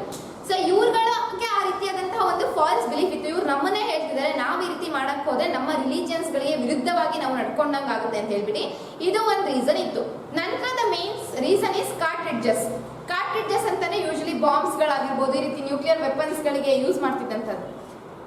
ಈ ಕಾರ್ಟ್ರಿಡ್ಜಸ್ ಗಳಿಗೆ ಅವರಿಗೆ ಏನ್ ಬಿಲೀಫ್ ಇತ್ತು ಅಂತಾರೆ, ಯೂಶಲಿ ಅವರಿಗೆ ಲೈಕ್ ಹರಿದಾಡಿದಂತಹ ಸುದ್ದಿ ಸೊ ಗೊತ್ತಾಗ್ತಿದ್ಯಾ, ಅವ್ರೇನಂತಂದ್ರೆ ಸೊ ಯೂಶಲಿ ಬಾಂಬ್ಸ್ ಗಳನ್ನ they have to bite it ಅಂದ್ರೆ ಸ್ಟಾರ್ಟಿಂಗ್ ಏನಿರುತ್ತೆ ಸೊ ಅದೇನ್ ಮತ್ತು ಒಂದು ಸಮಥಿಂಗ್ ಇವ್ ಕಾಲ್ ಅಲ್ವಾ, ಸೊ ಅದನ್ನ ಏನ್ ಮಾಡ್ಬೇಕಾಗಿತ್ತು, ಅವ್ರ ಹಲ್ಲಿನಲ್ಲಿ ಜಸ್ಟ್ ಅದನ್ನ ಪಿಕ್ ಮಾಡ್ಬಿಟ್ಟು ನೆಕ್ಸ್ಟ್ ಅದನ್ನ ಹಾಕ್ಬೇಕಾಗಿತ್ತು. ಸೊ ಇವ್ರೇನಂತ ಅನ್ಕೊಂಡಿದ್ರಂದ್ರೆ ಆ ಒಂದು ಕಾರ್ಟ್ರಿಡ್ಜಸ್ ಗಳನ್ನ ಏನ್ ಮಾಡಿರ್ತಾರೆ, ಅದನ್ನ ಪಿಗ್ ಫ್ಯಾಟ್ ಮತ್ತೆ ಕೌ ಫ್ಯಾಟ್ ನಲ್ಲಿ ಸೊ ಅದು ಕಂಪ್ಲೀಟ್ ಆಗಿ ಇಮ್ಮರ್ಸ್ ಮಾಡ್ಬಿಟ್ಟು ಅದನ್ನ ಮಾಡಿರ್ತಾರೆ ಅನ್ನುವಂತಹ ಒಂದು ಬಿಲೀಫ್ ಗೊತ್ತಾಗ್ತಿದ್ಯಾ.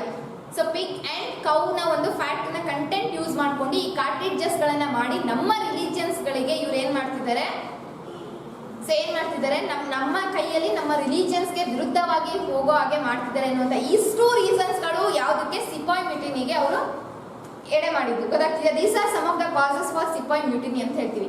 ಸಿಪಾಯಿ ಮ್ಯೂಟಿನಿ, ಡಾಕ್ಟ್ರಿನ್ ಆಫ್ ಲ್ಯಾಬ್ಸ್ ಆಗಿರ್ಬೋದು, ಬೇರೆ ಕಡೆ ರೆವೆನ್ಯೂ ಸೆಟಲ್ಮೆಂಟಿಗೋಸ್ಕರ ಇದಾಗಿದ್ದು. ಸೊ ಎಲ್ಲ ರೀಸನ್ಸ್ ಗಳನ್ನು ಕೂಡ ನಮ್ಮಲ್ಲಿದ್ದಂತಹ ಸಿಟಿಸನ್ಸ್ ಗಳು ಏನ್ ಮಾಡ್ತಾರೆ, ಸೊ ಅವರಿಗೆ ಗೊತ್ತಾಗುತ್ತೆ, okay we should not follow the same thing ಅಂತ ಅಂದ್ಬಿಟ್ಟು ಗೊತ್ತಾಗ್ತಿದ್ಯಾ. ಈಗಲಿಂದ ಸ್ಟಾರ್ಟ್ ಆಗಿದ್ದೇನು, ಸೊ ದಟ್ ಈಸ್ ಈ ಸಿಪಾಯಿ ಮ್ಯೂಟಿನಿ ಅಥವಾ ರಿವೋಲ್ಟ್ ಏನ್ ಸ್ಟಾರ್ಟ್ ಆಗುತ್ತೆ, revolt of 1857. It is also called as first war of Indian independence ಅಂತ ಕರಿತೀವಿ. ಸೊ ಇದರಿಂದನೇ ಸೊ ಏನಾಗುವಂಥದ್ದು, ನಮ್ಮ ಇಂಡಿಪೆಂಡೆನ್ಸ್ಗೆ, ಇಂಡಿಯನ್ ಇಂಡಿಪೆಂಡೆನ್ಸ್ಗೆ ನಾವು ನಮ್ಮ ಸ್ವಾತಂತ್ರ್ಯವನ್ನ ತಗೊಬೇಕು ಅಂತ ಹೇಳಿ ಸ್ಟಾರ್ಟ್ ಆಗುವಂಥದ್ದು ತಿಳಿತಿದ್ಯಾ. ಇಲ್ಲಿಂದನೇ ಈಗ ಎಲ್ಲರೂ ಸ್ಟಾರ್ಟ್ ಆಗುವಂಥದ್ದು. ಎಕ್ಸ್ಟ್ರೀಮಿಸ್ಟ್ಗಳು ಬರ್ತಾರೆ, ಮಾಡರ್ನಿಸ್ಟ್ಗಳು ಬರ್ತಾರೆ, ಲೈಕ್ ಲಾಲ್ ಬಾಲ್ ಇವೆಲ್ಲ ನಿಮಗೆ like somewhat you know I think ಅಂದ್ರೆ ಕಂಪ್ಲೀಟ್ ಆಗಿಲ್ಲ ಅಂತಾನು ಕೂಡ ಸೊ ನಾವು ಹಿಸ್ಟ್ರಿ ಲೈಕ್ ರಿಲೇಟೆಡ್ 10th ವರೆಗೂ ಓದಿದ್ರೆ ಸೊ ಕೆಲವೊಂದಿತ್ತು. ಲಾಲ್ ಬಾಲ್ ಅಂತಂದ್ರೆ ಅವ್ರು ನಾವು ಎಕ್ಸ್ಟ್ರೀಮಿಸ್ಟ್ ಅಂತ ಕರಿತೀವಿ. ಬಾಲ್ ಗಂಗಾಧರ್ ತಿಲಕ್, ಸೊ ಇವ್ರಲ್ಲ ಸ್ವದೇಶಿ ಲೈಕ್ ಇದೆಲ್ಲವರು ಕೂಡ. ಸೊ ಅದಾದ್ಮೇಲೆ ಬರುವಂಥದ್ದು ಗಾಂಧೀಜಿ ಅವ್ರು ಬರ್ತಾರೆ. ಮೂವ್ಮೆಂಟ್ಸ್ಗಳು, ಹಲವಾರು ಮೂವ್ಮೆಂಟ್ಸ್ಗಳು, ಸಿವಿಲ್ ಡಿಸೊಬೀಡಿಯನ್ಸ್ ಮೂವ್ಮೆಂಟ್ ನಡೆಯುತ್ತೆ, ನಾನ್ ಕಾಪರೇಷನ್ ಮೂವ್ಮೆಂಟ್ಸ್ಗಳು ನಡೆಯುತ್ತೆ, ಹೌದಲ್ವಾ. ಈ ರೀತಿ ಹಲವಾರು ಚಳಿಗಳು ನಡೀತಾ ಹೋಗುತ್ತೆ. ಇಲ್ಲಿ ಏನಾಗುತ್ತೆ ಅಂತಂದ್ರೆ ಸೊ ಫಸ್ಟ್ ಈ 1914 to 1918 ಏನು ಇಂಪಾರ್ಟೆನ್ಸ್, ಫಸ್ಟ್ ವರ್ಲ್ಡ್ ವಾರ್ ಹೌದಲ್ವಾ. ಈ ಫಸ್ಟ್ ವರ್ಲ್ಡ್ ವಾರ್ ಅಲ್ಲಿ ಸೊ ನಮ್ಮ ಇಂಡಿಯನ್ಸ್ ಕೂಡ ಏನ್ ಮಾಡ್ತಾರೆ, ಪಾರ್ಟಿಸಿಪೇಟ್ ಅನ್ನ ಮಾಡ್ತಾರೆ ಗೊತ್ತಾಗ್ತಿದ್ಯಾ. ನಂತರ ಏನಾಗುತ್ತೆ, ಓಕೆ ಫಸ್ಟ್ ವರ್ಲ್ಡ್ ವಾರ್ ಎಲ್ಲ ಆಯ್ತು. ಸೊ ಅದು ಮತ್ತೆ ಹಾಗೆ ಪ್ರೋಸೆಸ್ಗಳು ಕಂಟಿನ್ಯೂ ಆಗ್ತಾ ಹೋಗುತ್ತೆ. ನಮ್ಮಲ್ಲಿ ಯೂಶಲಿ ಸೊ ಏನ್ ಗಾಂಧೀಜಿ ಅವರು ನಮ್ಮ ದೇಶಕ್ಕೆ ಬರ್ತಾರಲ್ವಾ, ಇಟ್ ವಾಸ್ ಅರೌಂಡ್ 1910 ಅಥವಾ 1912 ಅಂತ ಹೇಳ್ತೀವಿ. ಸೊ ಗಾಂಧೀಜಿ ಅವರು ನಮ್ಮ ಇಂಡಿಯಾಗೆ ಬಂದ್ರು. Until then he was in South Africa ಗೊತ್ತಾಗ್ತಿದ್ಯಾ. ಸೊ ಇವರು ಬಂದಾದ್ಮೇಲೆ ನೆಕ್ಸ್ಟ್ ಮೂವ್ಮೆಂಟ್ಸ್ಗಳು 1916 ನಿಂದ ಎಲ್ಲವೂ ಕೂಡ ಮೂವ್ಮೆಂಟ್ಸ್ಗಳು, non cooperation movement, civil disobedience movement ಈ ರೀತಿಯಾಗಿ ಸ್ಟಾರ್ಟ್ ಆಗ್ತಾ ಹೋಗುತ್ತೆ. ಯೂಶಲಿ ನಾವು ಇನ್ನೊಂದು ಏನನ್ನ ನೋಡ್ತೀವಿ ಅಂತಂದ್ರೆ, ಈ ಕಾನ್ಸ್ಟಿಟ್ಯೂಷನ್ ಏನಕ್ಕೆ ಹೇಳ್ತಿದ್ವಿ ಅಂತಂದ್ರೆ, ಈಗ ಎಲ್ಲವೂ ಕೂಡ ಬ್ರಿಟಿಷರ್ಸ್ ರೂಲ್ಸ್ ಆಳ್ವಿಕೆಯಲ್ಲೇ ಇತ್ತು. ನಂತರ ನಾವು ಸ್ವಾತಂತ್ರ್ಯ ಬೇಕು ಅಂತ ಹೋರಾಡ್ತಿದ್ದು. ಇಲ್ಲಿ ತದನಂತರ ಈಗ ಈ ಗಾಂಧೀಜಿನೂ ಕೂಡ ಈ ಮೂವ್ಮೆಂಟ್ ಮಾಡಬಾರ್ದು ಅಂತ ಅಂದ್ಬಿಟ್ಟು ಅವರನ್ನು ಕೂಡ ಜೈಲಿಗೆ ಹಾಕ್ಸಿರ್ತಾರೆ ಹೌದಲ್ವಾ. ಸೊ ಅವರು ಜೈಲಿಂದನೇ ಅವರಿಗೆ ನೆಕ್ಸ್ಟ್ ಏನ್ ಮಾಡಬೇಕು ಈ ರೀತಿಯಾದಂತಹ ಡೈರೆಕ್ಷನ್ಸ್ ಗಳನ್ನ ಅವ್ರ ಅಂಡರ್ ಲೀಡರ್ಸ್ ಯಾರಿರ್ತಾರೆ ಅವರಿಗೆ ಕೊಡ್ತಾ ಇದ್ದಿದ್ದು. ನಂತರ ಇಲ್ಲಿ ರೌಂಡ್ ಟೇಬಲ್ ಕಾನ್ಫರೆನ್ಸಸ್ ಗಳು ನಡೆಯುತ್ತೆ. ಕೇಳಿದ್ದೀರಾ, ರೌಂಡ್ ಟೇಬಲ್ ಕಾನ್ಫರೆನ್ಸಸ್ ಬಿಟ್ವೀನ್ ಅಂದ್ರೆ 3 ರೌಂಡ್ ಟೇಬಲ್ ಕಾನ್ಫರೆನ್ಸಸ್ ಗಳು ನಡೆಯುತ್ತೆ. V have 3 round table conferences ಅಂತ ಅಂತೀವಿ. ರೌಂಡ್ ಟೇಬಲ್ ಕಾನ್ಫರೆನ್ಸಸ್ ಅಂತಂದ್ರೆ ಇಲ್ಲಿ ಯೂಶಲಿ ಏನಂತಾರೆ, ಈ 14 to 18 ಫಸ್ಟ್ ವರ್ಲ್ಡ್ ವಾರ್ ಆಯ್ತು. ಸೊ ಅದ ನಂತರನೇ ಸ್ಟಾರ್ಟ್ ಆಗುವಂತ ಗಾಂಧೀಜಿ ಅವ್ರು ಬರ್ತಾರೆ. ಅಲ್ಲಿಂದ ಇನ್ನೂ ಕೂಡ ಮೂವ್ಮೆಂಟಿಗೆ ಏನ್ ಸಿಗುತ್ತೆ, ಇನ್ನೂ ಕೂಡ ತೀವ್ರತೆ ಸಿಗುವಂಥದ್ದು. ಸೊ ಈ ಒಂದು ಚಳವಳಿಗೆ, ಸ್ವಾತಂತ್ರ್ಯದ ಹೋರಾಟಕ್ಕೆ ಅಥವಾ ಸ್ವಾತಂತ್ರ್ಯದ ಚಳವಳಿಗೆ ಸೊ ಇಲ್ಲಿಂದ ಆಫ್ಟರ್ 1918 ಇನ್ನೂ ಕೂಡ ಜಾಸ್ತಿ ತೀವ್ರತೆ ನಮಗೆ ಸಿಕ್ಕಿದಂಥದ್ದು. ಸೊ ಇಲ್ಲೇನಾಗುತ್ತೆ ಅಂತಂದ್ರೆ ಸೊ 1938 ನಲ್ಲಿ ಟಿಲ್ 1938 ಏನಾಗುತ್ತೆ, ಸೊ ಎಲ್ಲ ಮೂವ್ಮೆಂಟ್ಸ್ ಗಳು ಹೋಗ್ತಾ ಇರುತ್ತೆ. ಹಾಗೇನೆ ರೌಂಡ್ ಟೇಬಲ್ ಕಾನ್ಫರೆನ್ಸಸ್ ಅಂತಂದ್ರೆ ಏನ್ ಮಾಡ್ಬೇಕು ಏನ್ ಬಿಡ್ಬೇಕು ಇಲ್ಲ ಈ ರೀತಿ. ಸೊ ಇಲ್ಲಿ 1938 ಅಲ್ಲಿದೆ. ಸೊ ಈಗ 1945 ಏನಾಗಿದ್ದು ಸೆಕೆಂಡ್ ವರ್ಲ್ಡ್ ವಾರ್ ಹೌದಲ್ವಾ. ಸೊ ಯೂಶಲಿ ಸೊ ಇಲ್ಲಿ 1938 ಇಂದನೇ ಏನಾಗುತ್ತೆ, ಸೆಕೆಂಡ್ ವರ್ಲ್ಡ್ ವಾರಿನ ಸ್ವಲ್ಪ ಹೌದಲ್ವಾ, ಸೆಕೆಂಡ್ ವರ್ಲ್ಡ್ ವಾರ್ ಹೇಗೆ ಇರ್ತಾಳೆ ಈ ರೀತಿಯಾಗಿ ಇರುವಂತದ್ದು. ಸೊ ಇಲ್ಲಿ ಏನ್ ಮಾಡ್ತಾರೆ ಅಂತಂದ್ರೆ ಸೊ ಇವರಿಗೆ ಇಂಡಿಯನ್ ಸೋಲ್ಜರ್ಸ್ ಗಳು ಹೋರಾಡೋದಕ್ಕೆ ಬೇಕಲ್ವಾ. ಸೆಕೆಂಡ್ ವರ್ಲ್ಡ್ ವಾರ್ ಅಲ್ಲಿ ಎಷ್ಟು ಇಂಟೆನ್ಸಿಟಿ ಇತ್ತು ಅಂತ ಅಂದ್ಬಿಟ್ಟು ಎಲ್ಲರಿಗೂ ಗೊತ್ತು. ಕಂಪೇರ್ ಮಾಡಿದ್ರೆ ಫಸ್ಟ್ ವರ್ಲ್ಡ್ ವಾರಿಗೆ ಸೆಕೆಂಡ್ ವರ್ಲ್ಡ್ ವಾರ್ ನಲ್ಲೇ ನ್ಯೂಕ್ಲಿಯರ್ ವೆಪನ್ಸ್ ಗಳನ್ನ ಯೂಸ್ ಮಾಡ್ಕೊಂಡು ಹಲವಾರು ರೀತಿಯಾದಂತಹ ಅಂದ್ರೆ ಆಗಿನ ಕಾಲದಲ್ಲಿ ಅದು ಅಡ್ವಾನ್ಸ್ ಟೆಕ್ನಾಲಜಿ ಗೊತ್ತಾಗ್ತಿದ್ಯಾ. ಸೊ ಆ ರೀತಿಯಾದಂತಹ ಒಂದು ಟೆಕ್ನಾಲಜಿಯನ್ನ ಯೂಸ್ ಮಾಡ್ಕೊಂಡು ಮಾಡ್ಕೊಂಡು ಪ್ರತಿಯೊಂದು ಕಡೆ ಏನ್ ಮಾಡಿದ್ರು ಡೆಸ್ಟ್ರಕ್ಷನ್ ಅನ್ನ ಮಾಡ್ತಿದ್ದಂಥದ್ದು, ನಾಶವನ್ನ ಮಾಡ್ತಿದ್ದಂಥದ್ದು. ಇಲ್ಲಿ ಏನ್ ಮಾಡ್ತಾರೆ ಅಂತಂದ್ರೆ ರೌಂಡ್ ಟೇಬಲ್ ಕಾನ್ಫರೆನ್ಸಸ್ ನಲ್ಲಿ ಯೂಶಲಿ ಏನ್ ಮಾಡ್ತಾರೆ, ಅವ್ರ ಡಿಮ್ಯಾಂಡ್ಸ್ ಗಳನ್ನ ಇಟ್ಟು ಗಾಂಧೀಜಿ ಆಗಿರ್ಬೋದು, ಗಾಂಧೀಜಿಯವರು ಸೆಕೆಂಡ್ ರೌಂಡ್ ಟೇಬಲ್ ಕಾನ್ಫರೆನ್ಸ್ ನಲ್ಲಿ ಅವ್ರು ಪಾರ್ಟಿಸಿಪೇಟ್ ಮಾಡ್ತಾರೆ. ಗೊತ್ತಾಗ್ತಿದ್ಯಾ? ಫಸ್ಟ್ ನಲ್ಲಿ ಅವರು ಪಾರ್ಟಿಸಿಪೇಟ್ ಮಾಡಲ್ಲ. ಫಸ್ಟ್ ನಲ್ಲಿ ಯೂಶಲಿ ಯಾವುದೇ ಕಾಂಗ್ರೆಸ್ಸಿನ ಪಾರ್ಟಿಗಳು ಕೂಡ, ಸೊ ಇಂಡಿಯನ್ ನ್ಯಾಷನಲ್ ಕಾಂಗ್ರೆಸ್ ಗೊತ್ತಾಯಿದೆ ಅಲ್ವಾ, 1885 ನಲ್ಲಿ ಅದು ಸ್ಥಾಪನೆ ಮಾಡಲಾಗಿದೆ. So it is just like an association ಅಂತ ಅಂತೀವಿ, ಒಂದು ಆರ್ಗನೈಸೇಷನ್ ಅಥವಾ ಒಂದು ಅಸೋಸಿಯೇಷನ್ ಅಂತ ಅಂತೀವಿ. ಸೊ ಯೂಶಲಿ ಏನಂತಂದ್ರೆ ಇವರು ಸೊ ನಮಗೆ ಸ್ವಾತಂತ್ರ್ಯ ಬೇಕು, ನಿಮಗೆ ಅಕಸ್ಮಾತ್ ಏನಾದ್ರು ನಮ್ಮ ಇಂಡಿಯನ್ ಸೋಲ್ಜರ್ಸ್ಗಳು ಸೊ ನಿಮಗೆ ಹೆಲ್ಪ್ ಮಾಡ್ತಾರೆ ಸೆಕೆಂಡ್ ವರ್ಲ್ಡ್ ವಾರ್ ನಲ್ಲಿ, ಅಂದ್ರೆ ಬ್ರಿಟಿಷರ್ಸ್ಗೆ ಹೇಳ್ತಿರೋ ಅಂಥದ್ದು. ಸೊ ನಿಮಗೆ ನಮ್ಮ ಇಂಡಿಯನ್ ಸೋಲ್ಜರ್ಸ್ಗಳು ನಿಮಗೆ ಹೆಲ್ಪ್ ಮಾಡ್ತಾರೆ ಸೆಕೆಂಡ್ ವರ್ಲ್ಡ್ ವಾರ್ ನಲ್ಲಿ. ಬಟ್ ರೀಸನ್ ಏನಂತಂದ್ರೆ ನಮಗೆ ನೀವು ಫ್ರೀ ಇಂಡಿಪೆಂಡೆಂಟ್ ಇಂಡಿಯಾವನ್ನ ನೀವು ನಮಗೆ ಕೊಡಬೇಕು ಅಂತಂದ್ರೆ ಆಫ್ಟರ್ ದಿಸ್ ವರ್ಲ್ಡ್ ವಾರ್ ಮುಗಿದ ಮೇಲೆ ನೀವು ನಮ್ಮ ಭಾರತದಲ್ಲಿ ಸೊ ನಮಗೆ ಕಂಪ್ಲೀಟ್ ಆಗಿ ಹಕ್ಕನ್ನ ಕೊಡಬೇಕು, ನೀವು ಯಾವುದೇ ರೀತಿಯಾದಂತಹ ರೂಲಿಂಗ್ ಅನ್ನ ನಮ್ಮ ಮೇಲೆ ಮಾಡುವಂತಿಲ್ಲ. So that means you have to you have to declare our ಇಂಡಿಯಾನ ಒಂದು ಸಾವರಿನ್ ಸ್ಟೇಟ್ ಆಗಿ ನೀವು ಡಿಕ್ಲೇರ್ ಮಾಡಬೇಕು ಅಂತ ಹೇಳುವಂಥದ್ದು. ಸಾವರಿನ್ ಅಂತಂದ್ರೆ ಯೂಶಲಿ ಏನಂತಂದ್ರೆ ನಾವು ಖುದ್ದಾಗಿ ಡಿಸಿಷನ್ಸ್ ಗಳನ್ನ ತಗೊಳ್ಳುವಂಥದ್ದು, ಅಂದ್ರೆ ಎಕ್ಸ್ಟರ್ನಲ್ ಆಗಿ ಅವರು ಯಾವುದೇ ರೀತಿಯಾದಂತಹ ಡಿಸಿಷನ್ಸ್ ತಗೊಳ್ಳೇಬೇಕು ಅಂತ ಹೇಳಿ ಎಕ್ಸ್ಟ್ರೀಮ್ ಫೋರ್ಸ್ ಅನ್ನ ಹಾಕುವಂಥದ್ದಿಲ್ಲ. ಗೊತ್ತಾಗ್ತಿದ್ಯಾ? Externally independent and internally dependent ಅಂತ ಹೇಳ್ತೀವಿ ಯೂಶಲಿ ಈ ವರ್ಡ್. ಸಾವರಿನ್ ಅಂತಂದ್ರೆ usually I can say externally independent and internally dependent ಅಂತ ಅಂತೀವಿ. ಏನ್ ಈ ವರ್ಡ್ ಅಂತಾರೆ ನಿಮಗೆ ಪಾಲಿಟಿನಲ್ಲೂ ಬರುತ್ತೆ. ಸೊ ಈಗ ಪ್ರಿಯಂಬಲ್ ನಲ್ಲಿ ಸೆಕ್ಯುಲರ್, ಸಾವರಿನ್, ಸೋಷಿಯಲಿಸ್ಟ್ ಇದೆಲ್ಲ ಬರುತ್ತೆ ಪ್ರಿಯಂಬಲ್ ನಲ್ಲಿ. ಬಟ್ ಹಿಯರ್ ಸಾವರಿನ್ ಆಗಿ ನೀವು ಮಾಡಬೇಕು ಅಂತಂದ್ರೆ ಎಕ್ಸ್ಟರ್ನಲಿ ಇಂಡಿಪೆಂಡೆಂಟ್ ಅಂದ್ರೆ ಎಕ್ಸ್ಟರ್ನಲಿ ಅಂತಾನೆ ಹೊರಗಡೆ ದೇಶದಲ್ಲಿ ಬಂದಿರೋಂಥವ್ರು ಸೊ ನಮ್ಮ ಮೇಲೆ ಯಾವುದೇ ರೀತಿಯಾದಂತಹ ಡಿಸಿಷನ್ಸ್ ಗಳನ್ನ ಹೇರುವಂತಿಲ್ಲ. ಅಂದ್ರೆ we can take our own decisions, you can just give your suggestions ಗಳನ್ನ ಕೊಡ್ಬೋದು ಅಂತ ಹೇಳುವಂಥದ್ದು. ಸೊ ಇದು ಫಸ್ಟ್ ಥಿಂಗ್.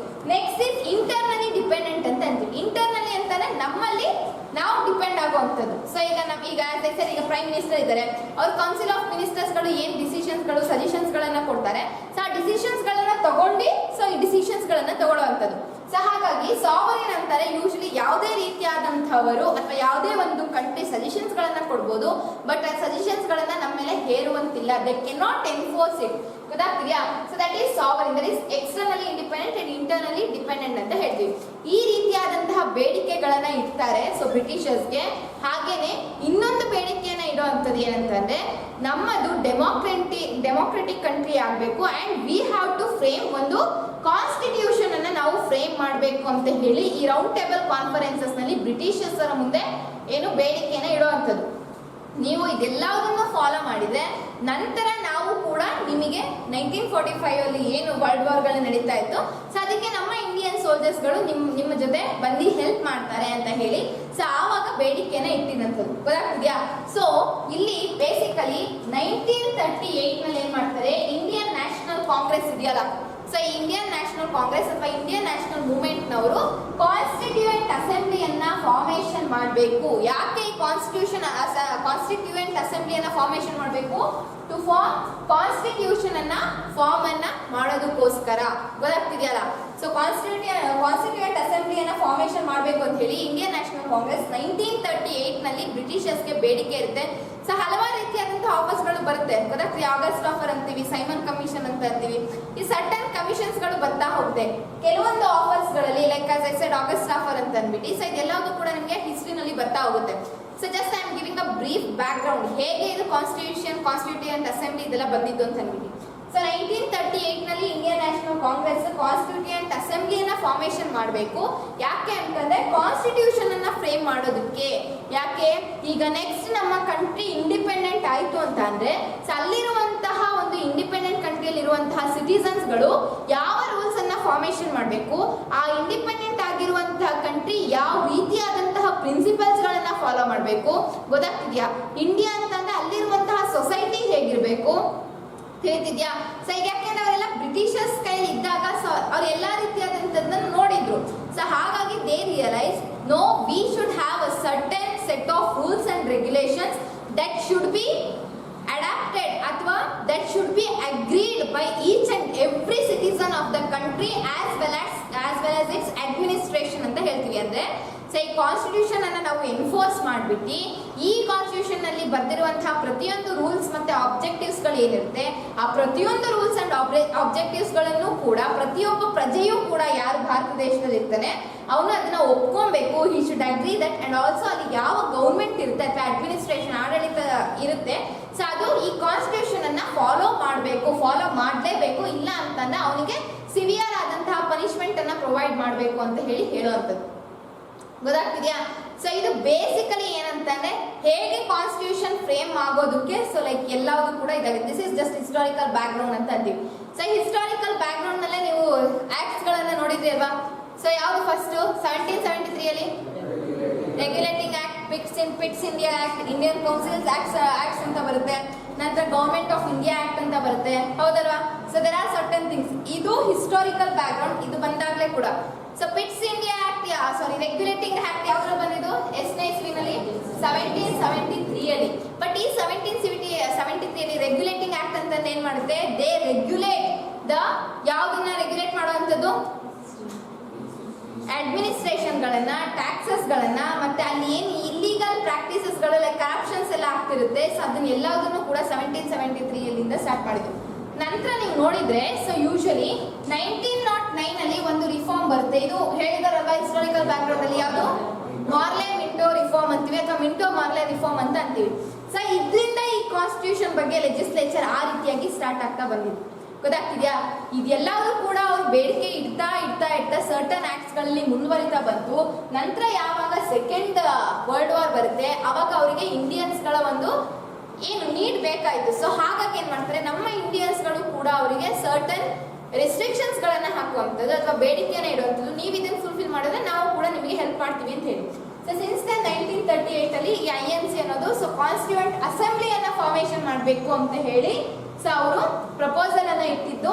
ಸೊ ನಂತರ ಏನಾಯ್ತು ಅಂತಂದ್ರೆ ಸೊ ಕ್ರಮೇಣವಾಗಿ 1946 ನಲ್ಲಿ ಈ ಕಾನ್ಸ್ಟಿಟ್ಯೂಯೆಂಟ್ ಅಸೆಂಬ್ಲಿಯನ್ನ ಫಾರ್ಮೇಶನ್ ಮಾಡ್ತಾರೆ. ಗೊತ್ತಾಗ್ತಿದ್ಯಾ? ಸೊ ಕಾನ್ಸ್ಟಿಟ್ಯೂಯೆಂಟ್ ಅಸೆಂಬ್ಲಿಯನ್ನ ಫಾರ್ಮೇಶನ್ 1946 ನಲ್ಲಿ ಮಾಡ್ತಾರೆ. ಸೊ ಅದು ಟಿಲ್ 1949 ವರೆಗೂ ಅಂದ್ರೆ ಆಲ್ಮೋಸ್ಟ್ 3 ಇಯರ್ಸ್ ವರೆಗೂ ಆ ಕಾನ್ಸ್ಟಿಟ್ಯೂಷನ್ ಅನ್ನೋದನ್ನ ಡ್ರಾಫ್ಟ್ ಮಾಡೋದಕ್ಕೆ ಟೈಮ್ ಅನ್ನ ತಗೊಳ್ಳೋಂಥದ್ದು. ಗೊತ್ತಾಗ್ತಿದ್ಯಾ? 1946 ನಲ್ಲಿ ಆ ಕಾನ್ಸ್ಟಿಟ್ಯೂಯೆಂಟ್ ಅಸೆಂಬ್ಲಿ ಫಾರ್ಮೇಶನ್ ಆಗುತ್ತೆ. ಅದು it consist of more than 300 members.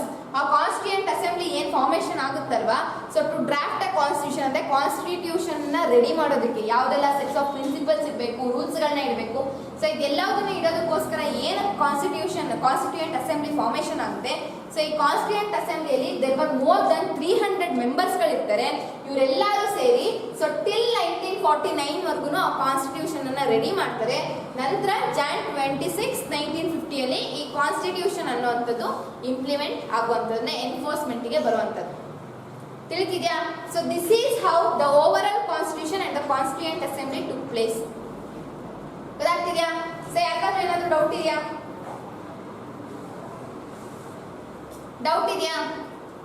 So this is just historical background. ಹಾಗೆ ವಾಟ್ ಈಸ್ ಕಾನ್ಸ್ಟಿಟ್ಯೂಷನ್ ಅಂತ ಅಂದ್ಬಿಟ್ಟು ಜಸ್ಟ್ ಒಂದು ಬ್ರೀಫ್ ಆಗಿ ಹೇಳಿರುವಂಥದ್ದು, ಲೈಕ್ ಯಾವ ರೀತಿ ಇದು ಬಂದಿದ್ದು ಅಂತ ಹೇಳಿ. ಸೊ ಏನಾದ್ರೂ ಡೌಟಾ?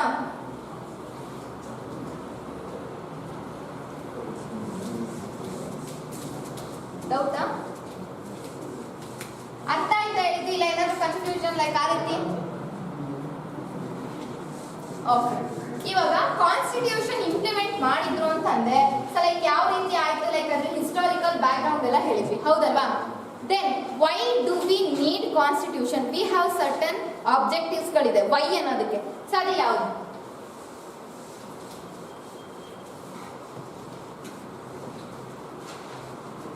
Y do we need constitution?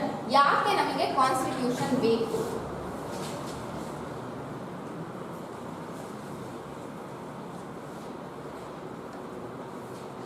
ಹೇಳಿ.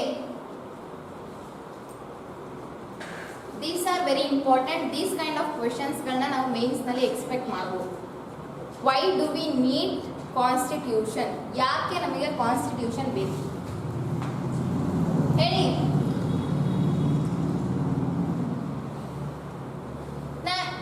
ಎಕ್ಸಾಂಪಲ್ ಲೈಕ್ ಹೇಳ್ಬೇಕಾದ್ರೆ ಹೇಳ್ದೆ ಅಲ್ವಾ, ಕಾನ್ಸ್ಟಿಟ್ಯೂಷನ್ ಫ್ರೇಮ್ ಮಾಡಬೇಕಾದ್ರೆ ಕಾನ್ಸ್ಟಿಟ್ಯೂಯೆಂಟ್ ಅಸೆಂಬ್ಲಿ ಬೇಕು, ಲೈಕ್ ಕಾನ್ಸ್ಟಿಟ್ಯೂಷನ್ ಬೇಕು ಅಂತ ಅಂದ್ಬಿಟ್ಟು ಏನಕ್ಕೆ ಅವ್ರು ಹೇಳಿದ್ದು?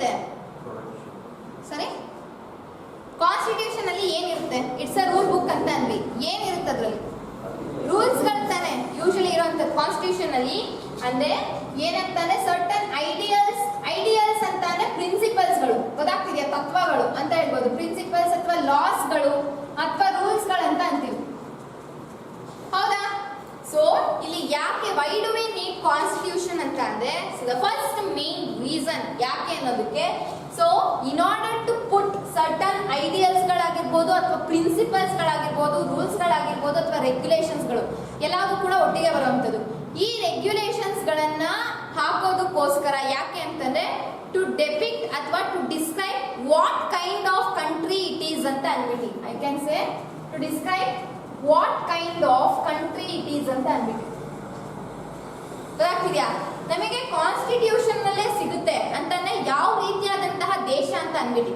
ಗೊತ್ತಾಗ್ತಿದ್ಯಾ ಈಗ ಒಂದು ಡಾಕ್ಯುಮೆಂಟ್ ಕಾನ್ಸ್ಟಿಟ್ಯೂಷನ್ ಇದೆ ಅಂತಂದ್ರೆ ಅಲ್ಲಿ ಕಂಪ್ಲೀಟ್ ಆಗಿ ಬರ್ತಾ ಹೋಗುತ್ತೆ ಸೊ ಅಲ್ಲಿ ಯಾವೆಲ್ಲ ಫೀಚರ್ಸ್ ಗಳನ್ನ ಆ ಒಂದು ದೇಶ ಹೊಂದಿದೆ ಅಂತ ಹೇಳಿ ಗೊತ್ತಾಗ್ತಿದ್ಯಾ that's why we say constitution is the main guardian ಅಥವಾ main supreme law of the nation ಅಂತ ಅಂತೀವಿ so here the first point is in order to put certain principles ಗಳಾಗಿರ್ಬೋದು ಐಡಿಯಲ್ಸ್ ಗಳಾಗಿರ್ಬೋದು ರೂಲ್ಸ್ ಗಳಾಗಿರ್ಬೋದು ಇದೆಲ್ಲದನ್ನು ಕೂಡ ಒಂದು ಕಂಟ್ರಿ ಮೇಲೆ ಅಂದ್ರೆ ಲೈಕ್ ಒಂದು ಇಂಪ್ಲಿಮೆಂಟ್ ಅನ್ನ ಮಾಡೋದಕ್ಕೆ to describe what kind of country it is ಅಂತ ಅನ್ಬಿಟ್ಟು ಅಂಡ್ ಇನ್ನೊಂದನ್ನ ಬಂದ್ರೆ ಯಾಕೆ ಕಾನ್ಸ್ಟಿಟ್ಯೂಷನ್ ಬೇಕು ಅಂತಂದ್ರೆ ನಾನು ಹೇಳ್ತಾ ಇಲ್ವಾ ಅಲ್ಲಿರುವಂತಹ ಪ್ರತಿಯೊಬ್ಬ ಪ್ರಜೆ ಆಗಿರ್ಬೋದು ಆ ಒಂದು ಸೊಸೈಟಿನಲ್ಲಿ ಯಾವ ರೀತಿಯಾದಂತಹ ವರ್ತನೆಯನ್ನ ಮಾಡಬೇಕು ಅಥವಾ ಆ ಒಂದು ಸಿಟಿಸನ್ಗೆ ಯಾವ ರೀತಿಯಾದಂತಹ ಹಕ್ಕುಗಳಿದೆ ಅಂತ ಹೇಳೋದಕ್ಕೆ ಹೌದಲ್ವಾ ಸೊ ಇಲ್ಲಿ ಏನಾಗುತ್ತೆ ಅಂತಂದ್ರೆ ಇದು ಕಾನ್ಸ್ಟಿಟ್ಯೂಷನ್ ಏನಕ್ಕೋಸ್ಕರ ಬೇಕು ಅದು ಏನನ್ನ ಹೇಳ್ತಿದೆ ಅಂತಂದ್ರೆ so it is saying the fundamental nature of society ಅಂತ ಅಂತೀವಿ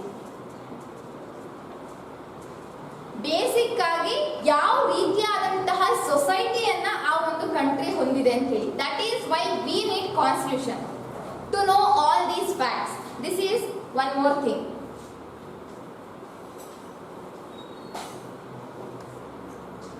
ಆಯ್ತಾ so first point second point is fundamental nature of society ಅಂತ ಹೇಳ್ತೀವಿ and the third most important point ಏನಂತ ಅಂದ್ರೆ ಕಾನ್ಸ್ಟಿಟ್ಯೂಷನ್ ಯಾಕೆ ಬೇಕು ಅಂತ ಅಂದ್ರೆ ಇವಾಗ as I said India is a democratic country I am just giving our example ಗೊತ್ತಾಗ್ತಿದ್ಯಾ ಈಗ ನಮ್ಮದು ಇಂಡಿಯಾ ಸೊ ಡೆಮೋಕ್ರೆಟಿಕ್ ಕಂಟ್ರಿ ಅಂದಿದ ತಕ್ಷಣ the people have the power ಅಂತ ಹೇಳಿದೆ ಹೌದಲ್ವಾ here people have the power ಅಂದಿದ ತಕ್ಷಣ those people cannot do everything ಹೌದಲ್ವಾ ಇಷ್ಟ ಬಂದಂಗೆ ಆಡಕ್ಕಾಗ್ಬಿಡುತ್ತಾ so there are some certain restrictions ಗಳಾಗಿರ್ಬೋದು ಯಾಕೆ ರಿಸ್ಟ್ರಿಕ್ಷನ್ಸ್ ಗಳನ್ನ ಇಟ್ಟಿರೋದು ಅಂತಾನೆ for the welfare of the nation ಹೌದಲ್ವಾ for the well being of the society for the well being of the country ಅಂತ ಹೇಳ್ತೀವಿ so why constitution is needed ಅಂತ ಅಂದ್ರೆ ದಟ್ ಮೀನ್ಸ್ ಅಲ್ಲಿರುವಂತಹ ರೂಲ್ಸ್ ಗಳಾಗಿರ್ಬೋದು ಲಾಸ್ ಗಳಾಗಿರ್ಬೋದು ಈ ಎಲ್ಲಾ ರೂಲ್ಸ್ ಗಳು ಕೂಡ ಸೊ ಪ್ರತಿಯೊಬ್ಬ ಸಿಟಿಸನ್ ಕೂಡ ದಟ್ ಈಸ್ ಆಲ್ ಅನ್ನೋದಕ್ಕಿಂತ each and every person of the country ಏನಿದಾರಲ್ವಾ he should follow that in order to follow the rules and regulations of the constitution ಅಥವಾ in order to follow the rules and regulations the constitution have been provided with some of the ideals and principles that every person of the country ಅಥವಾ every citizens in the country should obey that or else should follow that for the welfare of the state ಅಂತ ಅಂತೀವಿ this is one more reason why we need constitution ಅನ್ನೋದು ಗೊತ್ತಾಗ್ತಿದ್ಯಾ this is third point next fourth point ಇವಾಗ constitution ಬೇಕು ಅಂತಂದ್ರೆ constitution ಗೆ names ಗಳು ಯಾವ ಯಾವ ಹೇಳಿರುವಂತದ್ದು ಕೊಟ್ಟಿರುವಂತದ್ದು rule book written document as well as supreme law of the nation ಅಂತ ಅಂದ್ರೆ ಹೌದಲ್ವಾ ಈಗ when I am saying constitution is a supreme law ಅಂತ ಹೇಳ್ತಿದೀನಿ ಅಂತ ಅಂದಾಗ ಸೊ ಕಾನ್ಸ್ಟಿಟ್ಯೂಷನ್ ಅನ್ನೋದೇ ಈಗ ನಾವು ಹೇಳ್ತೀವಿ ಈಗ ಈಕ್ವಾಲಿಟಿ ಬಂದಾಗ so equal and no everyone is equal before the law ಅಂತ ಅಂತೀವಿ ಹೌದಲ್ವಾ ನಾವು ಯೂಶಲಿ ಏನೇ ಕನ್ಸಿಡರ್ ಮಾಡಿದ್ರು ಕೂಡ ಯಾರಿಗೆ ಹೆದರಲಿಲ್ಲ ಅಂತಂದ್ರೂ ಕೂಡ ಕೋರ್ಟಿನ ಒಂದು ನೋಟಿಫಿಕೇಶನ್ಗೆ ಅಥವಾ ಅದೇನಾದ್ರೂ ಕಳಿಸಿದ್ರೆ ನಾವು ಹೆದರ್ಕೊಂಡೇ ಇರ್ಕೊತೀವಿ ಹೌದಾ ಇಲ್ವಾ ಸೊ ಕೋರ್ಟಿನ ಆದೇಶನೇ ಸೊ ಮೇನ್ ಅಂತ ಹೇಳ್ತೀವಿ ಸೊ ಹಿಯರ್ ಆಲ್ಸೋ ಕಾನ್ಸ್ಟಿಟ್ಯೂಷನ್ ಏನಿದೆ ದಟ್ ಈಸ್ ದ ಸುಪ್ರೀಂ ಲಾ ಅಂತ ಅಂತೀವಿ ಇಲ್ಲಿ ಈಗ ಕಾನ್ಸ್ಟಿಟ್ಯೂಷನ್ ಅಂದಿದ ತಕ್ಷಣ ಪ್ರತಿಯೊಂದು ಆಕ್ಟಿವಿಟೀಸ್ ಗಳನ್ನು ಕಾನ್ಸ್ಟಿಟ್ಯೂಷನ್ ನೋಡ್ಕೊಳ್ತಾ ಪ್ರತಿಯೊಂದು ಆಕ್ಟಿವಿಟೀಸ್ ಗಳನ್ನ ಕಾನ್ಸ್ಟಿಟ್ಯೂಷನ್ ನೋಡ್ಕೊಳ್ತಾ ನಮ್ಮಲ್ಲಿ ಮೇನ್ ಅಥಾರಿಟಿ ಯಾವುದು ಎಲ್ಲ ಆಕ್ಟಿವಿಟೀಸ್ಗಳನ್ನ ನೋಡ್ಕೊಳ್ಳೋದಕ್ಕೆ, ಒಂದು ಸೊಸೈಟಿಯ ವೆಲ್ಬೀಯಿಂಗ್ ನೋಡ್ಕೊಳ್ಳೋದಕ್ಕೆ we have a system. What that system is government, isn't it? ಈಗ ಈ ಗೌರ್ಮೆಂಟ್ ಇದೆ ಅಂತ ಅಂದ್ರೆ, so we have 3 levels of government ಇರುತ್ತೆ. ಲೋಕಲ್ ಅಂತೀವಿ, ಸೊ ಸ್ಟೇಟ್ ಅಂತೀವಿ, ಸೆಂಟ್ರಲ್ ಅಂತೀವಿ. ಈಗ ಈ ಗೌರ್ಮೆಂಟ್ಗೆ it has got the power, ಹೌದಲ್ವಾ? ಸರ್ಟನ್ ಡಿಸಿಷನ್ಸ್ ಗಳನ್ನ ತಗೊಳ್ಳೋದಕ್ಕೆ, ಹೌದಾ? ಸೊ ಪ್ರತಿಯೊಂದು ಪವರು ಕೂಡ ಈ ಒಂದು ಗೌರ್ಮೆಂಟ್ಸ್ ಗಳಿಗೆ ಇರುತ್ತೆ. ಹಾಗಂತ ಅಂದ್ಬಿಟ್ಟು ಈ ಗೌರ್ಮೆಂಟ್ ಅನ್ನ ಸೂಪರ್ವೈಸ್ ಮಾಡೋದಕ್ಕೆ, ಮಾನಿಟರ್ ಮಾಡೋದಕ್ಕೆ ಯಾರೂ ಇಲ್ಲ ಅಂತಂದ್ರೆ government can misuse the power, isn't it? ತನಗೆ ಬೇಕಾದಾಗೆ ತಾನು ಆದೇಶಗಳನ್ನ ಕೊಡ್ಕೊಬಹುದು ಅಥವಾ ಪವರ್ಸ್ ಅನ್ನ ಇಂಪ್ಲಿಮೆಂಟ್ ಮಾಡ್ಕೊಬಹುದು, ಹೌದಾ ಇಲ್ವಾ? ಹೌದಲ್ವಾ? ಸೊ ನೆಕ್ಸ್ಟ್ ಪಾಯಿಂಟ್ ಏನಂತಂದ್ರೆ ಕಾನ್ಸ್ಟಿಟ್ಯೂಷನ್ದು, in order to prevent the misuse of power of in order to prevent the misuse of power of political parties, we need constitution. ಗೊತ್ತಾಗ್ತಿದ್ಯಾ? ಯಾಕೆಂದ್ರೆ ನೀವು ಕಾನ್ಸ್ಟಿಟ್ಯೂಷನ್ ಅನ್ನು ನೋಡಿದ್ರೆ ಅಲ್ಲಿ ಯಾವ ರೀತಿಯಾದಂತಹ ಪೊಲಿಟಿಕಲ್ ಪಾರ್ಟಿಗಳ ಫಾರ್ಮೇಶನ್ ಆಗಬೇಕು, ಎಲೆಕ್ಷನ್ ಸಿಸ್ಟಮ್ ಯಾವ ರೀತಿ ನಡೀಬೇಕು, ಪ್ರತಿಯೊಂದು ಆಕ್ಟಿವಿಟಿ ಕೂಡ ಅಡ್ಮಿನಿಸ್ಟ್ರೇಷನ್ ರಿಲೇಟೆಡ್ ಎವ್ರಿಥಿಂಗ್ ಎಲ್ಲವೂ ಕೂಡ ಕಾನ್ಸ್ಟಿಟ್ಯೂಷನ್ ಅಲ್ಲಿ ಬರ್ದಿದ್ದಾರೆ. ಗೊತ್ತಾಗ್ತಿದ್ಯಾ? ದೇ ಹ್ಯಾವ್ ಟು, ಈವನ್ ಒಂದು ಎಲೆಕ್ಷನ್ ಸಿಸ್ಟಮ್ಗೆ ಅವ್ರು ಏನು ಈಗ ನಾಮಿನೇಷನ್ ಪೇಪರ್ಗಳನ್ನ ಸಬ್ಮಿಟ್ ಮಾಡಬೇಕು, ಕ್ಯಾಂಪೈನ್ ಯಾವ ರೀತಿ ಅಂದ್ರೆ ಐ ಆಮ್ ಸೇಯಿಂಗ್ ಪ್ರೆಸಿಡೆಂಟ್ ಆಗಿರ್ಬೋದು, ಚೀಫ್ ಮಿನಿಸ್ಟರ್ ಆಗಿರ್ಬೋದು, ಪ್ರೈಮ್ ಮಿನಿಸ್ಟರ್ ಆಗಿರ್ಬೋದು, ಪ್ರತಿಯೊಬ್ಬರ ಫಂಕ್ಷನ್ಸ್ಗಳು, ಅವರ ಆಕ್ಟಿವಿಟೀಸ್ಗಳು, ಅವ್ರು ಎಷ್ಟು ವರ್ಷ ಇರಬೇಕು, ಅವರನ್ನ ಯಾವ ರೀತಿ ಎಲೆಕ್ಟ್ ಮಾಡಬೇಕು, ಪ್ರತಿಯೊಂದು ಕೂಡ ಇಲ್ಲಿ ಏನ್ ಮಾಡಿದ್ದಾರೆ ಅಂತಂದ್ರೆ ನೀಟಾಗಿ ಕಾನ್ಸ್ಟಿಟ್ಯೂಷನ್ ಅಲ್ಲಿ ಬರ್ದಿರೋಂಥದ್ದು. ಯಾಕೆ ಅಂತಂದ್ರೆ ಮುಂದೆ ಯಾರು ಕೂಡ ಅವರ ಪವರ್ಸ್ ಗಳನ್ನ ಮಿಸ್ಯೂಸ್ ಮಾಡ್ಕೊಬಾರ್ದು, ಹಾಗೆ ಈ ರೀತಿ ಆದಂತಹ ಆಕ್ಟಿವಿಟೀಸ್ ಗಳಿಗೆ ಕಿತ್ತಾಡಬಾರ್ದು ಅನ್ನೋ ಒಂದೇ ಒಂದು ಉದ್ದೇಶಕ್ಕೋಸ್ಕರ. ಸೊ ಇಲ್ಲಿ ಫಾರ್ ದ ಸೇಮ್ ರೀಸನ್ ಏನಾಗಿದೆ, ಕಾನ್ಸ್ಟಿಟ್ಯೂಷನ್ ನಮಗೆ ಇನ್ನೂ ಏನಕ್ಕೆ ಬೇಕು ಅಂತಂದ್ರೆ to prevent the misuse of power of political parties. ಈಗ ಪೊಲಿಟಿಕಲ್ ಪಾರ್ಟೀಸ್ ಅಂತಾರೆ ವಿ ಹ್ಯಾವ್ ಸೋ ಮೆನಿ, ಹೌದಲ್ವಾ? ನಾವು ಲೋಕಲ್ ಪಾರ್ಟೀಸ್ಗಳಂತ ಅಂತೀವಿ, ನ್ಯಾಷನಲ್ ಪಾರ್ಟೀಸ್ಗಳಂತ ಅಂತೀವಿ, ಹೌದಲ್ವಾ? ನಾವು ಯಾವ್ದನ್ನ ನ್ಯಾಷನಲ್ ಪಾರ್ಟಿ ಅಂತೀವಿ, ನಾವು ಯಾವ್ದನ್ನ ಲೋಕಲ್ ಅಥವಾ ಸ್ಟೇಟ್ ಪಾರ್ಟಿಗಳಂತೀವಿ, ಇದನ್ನು ಕೂಡ ಕಾನ್ಸ್ಟಿಟ್ಯೂಷನ್ ಅಲ್ಲಿ ಎನ್ರೋಲ್ ಅನ್ನ ಮಾಡಿದ್ದಾರೆ, ಯಾವ್ದನ್ನ ನಾವು ಹೇಗೆ ಕರಿಬೇಕು ಅಂತ ಹೇಳಿ. ತಿಳಿದಿದ್ಯಾ? So here what I am basically trying to say is, ಈ ಪ್ರತಿಯೊಂದು ಪೊಲಿಟಿಕಲ್ ಪಾರ್ಟೀಸ್ಗಳು ಕೂಡ ಒಂದು ಸತಿ ಪೊಲಿಟಿಕಲ್ ಪಾರ್ಟಿ ರೂಲಿಂಗ್ ಪಾರ್ಟಿ ಆಗಿರುತ್ತೆ, ನಂತರ ಅದು ಅಪೋಸಿಷನ್ ಪಾರ್ಟಿ ಆಗಿರುತ್ತೆ, ಹೌದಾ? ಸೊ ಇಲ್ಲಿ ಏನಾಗುತ್ತೆ ಅಂತಂದ್ರೆ ಆ ರೂಲಿಂಗ್ ಪಾರ್ಟಿಗೆ ನಾವೇ ಎಷ್ಟೊಂದು ಸತಿ ಮಾತಾಡ್ಕೊಂತೀವಲ್ವಾ, ಈಗ ಆ ಪೊಲಿಟಿಕಲ್ ಪಾರ್ಟಿ ಯಾವಾಗ ರೂಲಿಂಗ್ ನಲ್ಲಿ ಬರುತ್ತೆ ಆ ಒಂದು ಕ್ಷೇತ್ರಕ್ಕೆ ಮಾತ್ರ ಅವ್ರು ಎಲ್ಲಿ ಹುಟ್ಟಿ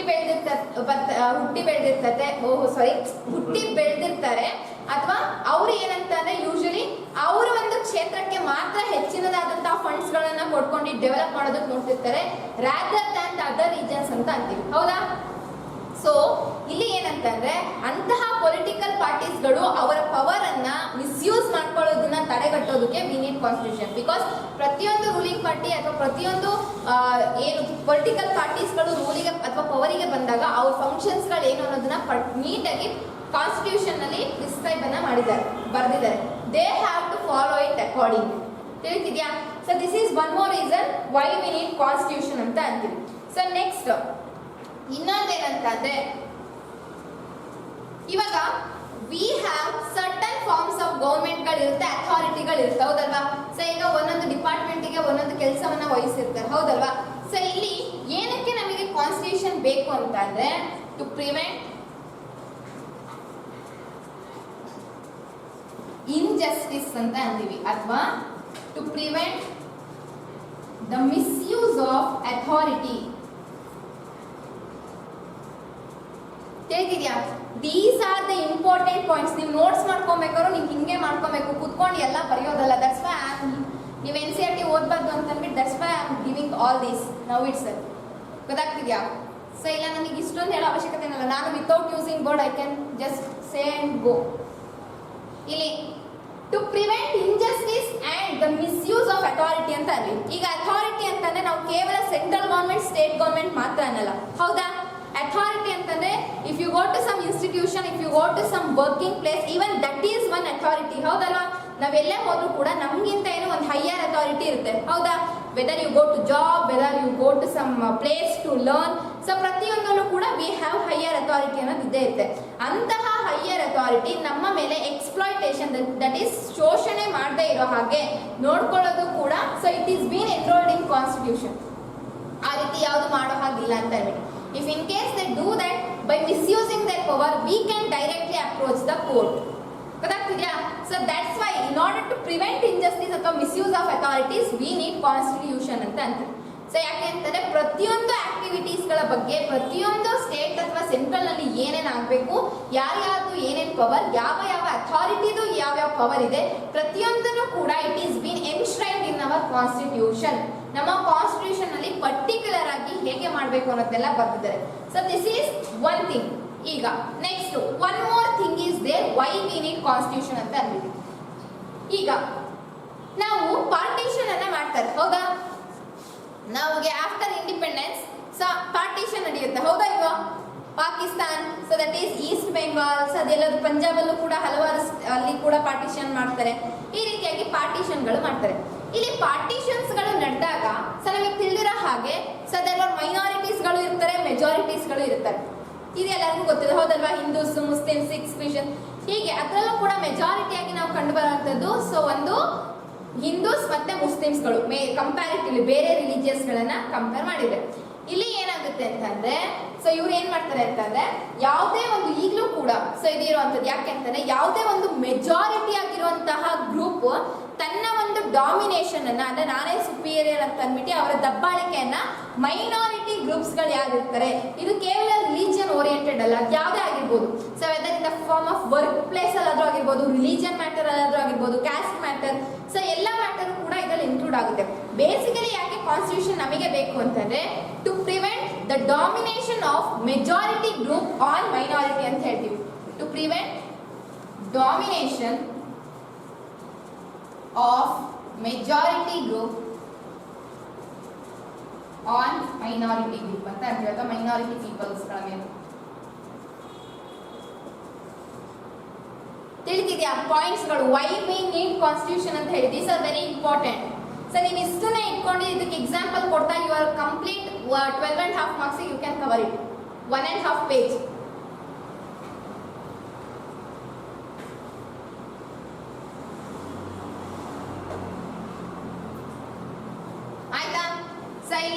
So to prevent domination of majority group on minority people ಗಳೇನಿರ್ತಾರೆ ಅವ್ರ ಮೇಲೆ ದಬ್ಬಾಳಿಕೆ ಆಗೋದನ್ನ ನಡೆಸುವಂಥದ್ದು, ಅಥವಾ ಯಾರೆಲ್ಲ ಈಗ ಹೈಯರ್ ಪೀಪಲ್ಸ್ ಗಳು ಇರ್ತಾರೆ, ಸೊ ಫಾರ್ ಎಕ್ಸಾಂಪಲ್ ಈ ವರ್ಕ್ ಪ್ಲೇಸ್ ನಲ್ಲಿ ಗೌರ್ಮೆಂಟ್ ಆಫೀಸಸ್ ನಲ್ಲಿ ಕೂಡ ಎಕ್ಸ್ಪೀರಿಯನ್ಸ್ ಅಥವಾ ಸೊ ಯು ಕಡೆ ಹರ್ಡ್ ಇಟ್ ಏನಂತಂದ್ರೆ ನಮ್ಮ ಹೈಯರ್ ಆಫೀಸರ್ ನಮಗೆ ಅಷ್ಟು ಇದು ಮಾಡ್ತಾರೆ, ಲೈಕ್ ಅಂದ್ರೆ ತುಂಬಾ ಪ್ರೆಷರ್ ಅನ್ನ ಹಾಕುವಂಥದ್ದು, ಎಲ್ಲಾ ಕೆಲಸನ ನಮ್ಮ ಮೇಲೆ ಹಾಕುವಂಥದ್ದು. ಇಲ್ಲಿ ಏನಾಗ್ತದೆ ಅಂತಂದ್ರೆ ಹೈಯರ್ ಪೀಪಲ್ ಗಳು ಏನ್ ಮಾಡ್ತಿದ್ದಾರೆ ಅವರ ಅಥಾರಿಟಿಯನ್ನ ಯೂಸ್ ಮಾಡ್ಕೊಂಡು ಅಥವಾ ಅವರ ಪವರ್ ಅನ್ನ ಯೂಸ್ ಮಾಡ್ಕೊಂಡು ಅವರು ಲೋಯರ್ ಪೀಪಲ್ ಗಳು ಯಾರಿರ್ತಾರೆ ಅಂದ್ರೆ ಲೆಸ್ ಪವರ್ಫುಲ್ ಪೀಪಲ್ ಮೇಲೆ ಅವರ ಡಾಮಿನೇಷನ್ ಅನ್ನ ತೋರಿಸ್ತಿರುವಂತದ್ದು. ಗೊತ್ತಾಗ್ತಿದ್ಯಾ? ಇದನ್ನು ಕೂಡ ಪ್ರಿವೆಂಟ್ ಮಾಡೋದಕ್ಕೆ ವಿ ನೀಡ್ ಕಾನ್ಸ್ಟಿಟ್ಯೂಷನ್. ಯಾಕಂದ್ರೆ ಕಾನ್ಸ್ಟಿಟ್ಯೂಷನ್ ಅಲ್ಲಿ ಇದ್ರ ರಿಲೇಟೆಡ್ ಎಲ್ಲಾ ಆರ್ಟಿಕಲ್ಸ್ ಗಳು, ರೂಲ್ಸ್ ಗಳು, ಲಾಸ್ ಗಳು ಇಂಪ್ಲಿಮೆಂಟ್ ಮಾಡಿದ್ದಾರೆ. ಸೊ ಅಂದ್ರೆ ಯಾರು ಕೂಡ ಯಾರ ಮೇಲೂ ಕೂಡ ಡಾಮಿನೇಷನ್ ಅನ್ನ ತೋರುವಂತಿಲ್ಲ. ಸೊ ಪ್ರತಿಯೊಬ್ಬರಿಗೂ ಕೂಡ ಅವ್ರದೇ ಆದಂತಹ ಒಂದು ಬೇಸಿಕ್ ರೈಟ್ಸ್ ಇರುತ್ತೆ. That is what is been given in our fundamental rights. ಗೊತ್ತಾಗ್ತಿದ್ಯಾ? ಸೊ ಇಲ್ಲಿ ಇನ್ನೊಂದು ಪಾಯಿಂಟ್ ಏನಂತಂದ್ರೆ ಹೈ ಪೀಪಲ್ ಗಳ ಡಾಮಿನೇಷನ್ ಲೆಸ್ ಪವರ್ಫುಲ್ ಪೀಪಲ್ ಮೇಲೆ ನಡೆಯುವಂತಿಲ್ಲ. ಸೊ ಈ ರೀತಿಯಾಗಿ ಪ್ರಿವೆಂಟ್ ಮಾಡೋದಕ್ಕೂ ಕೂಡ ವಿ ನೀಡ್ ಕಾನ್ಸ್ಟಿಟ್ಯೂಷನ್ ಅಂತ ಅಂತೀವಿ. Clear? So this is one more thing. And one more important point, the last most important point ಅಂತಂದ್ರೆ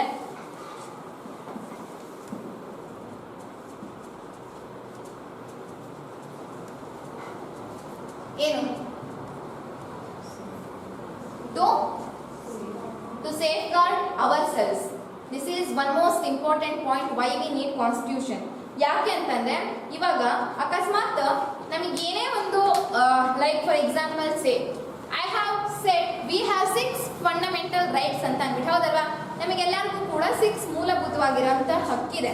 ಇವಾಗ ನನಗೆ ಯಾವುದೇ ಒಂದು ಕಾನ್ಸ್ಟಿಟ್ಯೂಷನ್ ಇಲ್ಲ ಅಂತ ಇದ್ದಿದ್ರೆ I mean I am just saying, ಗೊತ್ತಾಗ್ತಿದೆ? ಈಗ ಕಾನ್ಸ್ಟಿಟ್ಯೂಷನ್ ಇರಲಿಲ್ಲ, ಯಾವುದೂ ಕೂಡ ಒಂದು ಲಾನೇ ನಮಗೆ ಇರಲಿಲ್ಲ ಅಂತಂದ್ರೆ, ಫಂಡಮೆಂಟಲ್ ಮೂಲಭೂತವಾಗಿ ಬೇಕಾಗಿರೋಂಥ ಬೇಸಿಕ್ ರೈಟ್ಸ್ ನಮಗೆ ಇರಲಿಲ್ಲ ಅಂತಂದ್ರೆ ವಿ ಹ್ಯಾವ್ ಅರ್ಲಿಯರ್ ಇಂದನೂ ಕೂಡ ಬಂದಂತಹ ಅಂದ್ರೆ ಸಿನ್ಸ್ ದ ಏಜಸ್ ಏನು ಡಿಸ್ಕ್ರಿಮಿನೇಷನ್ ಅನ್ನೋದು ನಮಗೆ ಗೊತ್ತೇ ಇದೆ, ಹೌದಲ್ವಾ? ಹೈಯರ್ ಕ್ಯಾಸ್ಟ್ ಪೀಪಲ್ಗಳು ಲೋಯರ್ ಕ್ಯಾಸ್ಟ್ ಪೀಪಲ್ ಮೇಲೆ ಮಾಡುವಂಥದ್ದು ಅಥವಾ ಬಾಯ್ಸ್ ಅಂಡ್ ಗರ್ಲ್ಸ್ ಇನ ಡಿಸ್ಕ್ರಿಮಿನೇಷನ್, ಇದೆಲ್ಲವೂ ಕೂಡ ನಮಗೆ ಗೊತ್ತಿದೆ.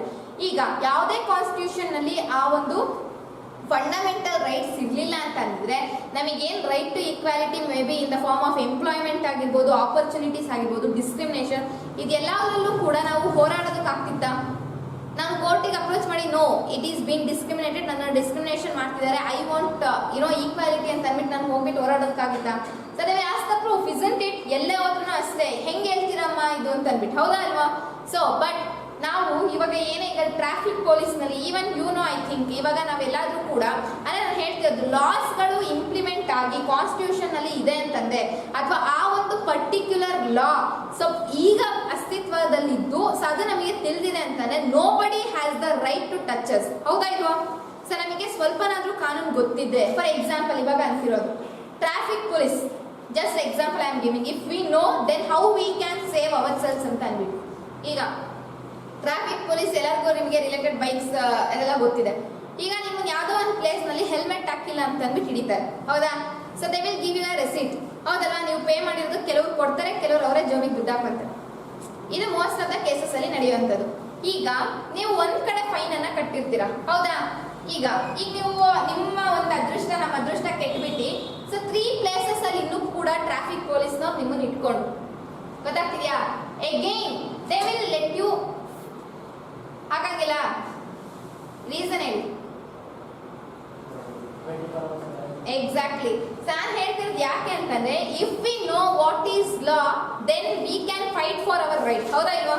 ಇಲ್ಲಿ ನಾವು ಏನು ರೆಸಿಟ್ ತಗೊಂಡಿದ್ರೆ ಮಾತ್ರ ಅದು ಇಂಪ್ಲಿಮೆಂಟ್ ಆಗುತ್ತೆ. If you do not take the receipt then it will not implement. ನಿಮಗೆ ಎಲ್ಲಿ ಕಟ್ಟಿದ್ಯಾ ಅಂತ ಅಂದ್ಬಿಟ್ಟು ಪ್ರೂಫ್ ಕೇಳ್ತಾನೆ, ಹೌದಾ ಅಲ್ವಾ? ನೀವೇನಾದ್ರೂ ಟ್ರಾಫಿಕ್ ಪೊಲೀಸ್ ಹತ್ರ ಸಿಗಾಕೊಂಡು ಹೆಲ್ಮೆಟ್ ಆಗಿರ್ಬೋದು, what ever the issue is related DL ಏನೋ ಒಂದು ಸರ್, ನೀವು ಅಕಸ್ಮಾತ್ ಏನಾದ್ರೂ ಫೈನ್ ಕಟ್ಟಿ ನಿಮಗೆ ರೆಸಿಟ್ ಏನಾದ್ರು ನೀವು ಇಸ್ಕೊಂಡಿದ್ರೆ ಸೊ ಈಗ ನೆಕ್ಸ್ಟ್ ಹೋದ್ರೂ ಕೂಡ ಸೊ ಈಗ ಎಲ್ಲಾದ್ರೂ ಅಲ್ಲಿ ಟ್ರಾಫಿಕ್ ಪೊಲೀಸ್ ಅವ್ರು ಇದ್ದು ಮತ್ತೆ ನಿಮಗೆ ಏನಾದ್ರೂ ಫೈನ್ ಕೇಳಿದ್ರೆ ಸೊ ಅದು ನಿಮಗೆ ಇಂಪ್ಲಿಮೆಂಟ್ ಆಗೋದಿಲ್ಲ. No need to pay for it. ಯಾಕೆ ಅಂತಂದ್ರೆ ಒಂದು ಸತಿ ಅವರು ಆ ಫೈನ್ ಅನ್ನ ನೀವೇನಾದ್ರೂ ಕಟ್ಟಿದ್ರೆ ನಿಮ್ಮ ಆ ಒಂದು ಫೈನ್ ಕಟ್ಟಿಸ್ಕೊಂಡು ನಿಮ್ಗೆ ಏನಾದ್ರು ರೆಸಿಟ್ ಕೊಟ್ಟಿದ್ದಾರೆ ಅಂತಂದ್ರೆ ಅವರು 24 hours ವರೆಗೂ ನಿಮ್ಮ ಮೇಲೆ ಕೇಸ್ ಹಾಕೋಂಗಿಲ್ಲ, ಗೊತ್ತಾಗ್ತಿದ್ಯಾ?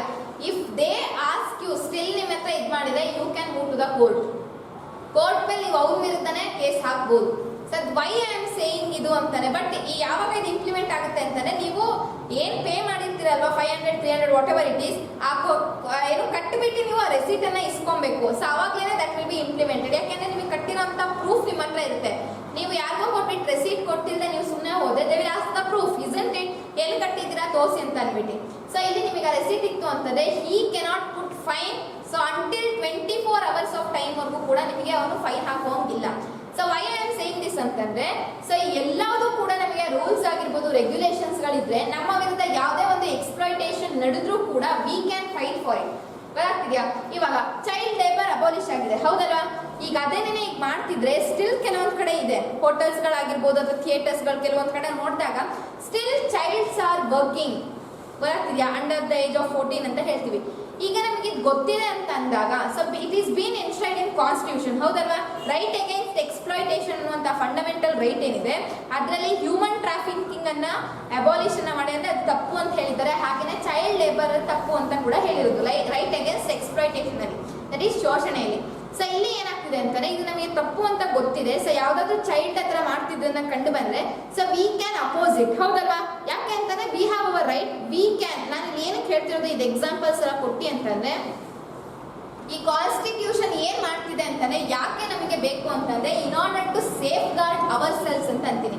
ಅಂದ್ರೆ ನಮ್ಮನ್ನ ನಾವು ಪ್ರೊಟೆಕ್ಟ್ ಮಾಡ್ಕೊಳ್ಳೋದಕ್ಕೆ ಬೇರೆಯವ್ರು ನಮ್ಮ ಮೇಲೆ ಡಾಮಿನೇಷನ್ ಅನ್ನ ತೋರಿಸಿದ್ರೆ, ತಪ್ಪಾಗಿ ನಡ್ಕೊಂಡ್ರೆ, ಎಕ್ಸ್ಪ್ಲಾಯ್ಟೇಷನ್ ಮಾಡೋದಕ್ಕೆ ಮುಂದೆ ಬಂದ್ರೆ so this constitution helps us to safeguard or else to protect ourselves ಅಂತ ಅನ್ನೋದು ಹೇಳ್ತಿದ್ಯಾ? so these are some of the reasons why we need constitution ಅಂತ ಹೇಳಿ.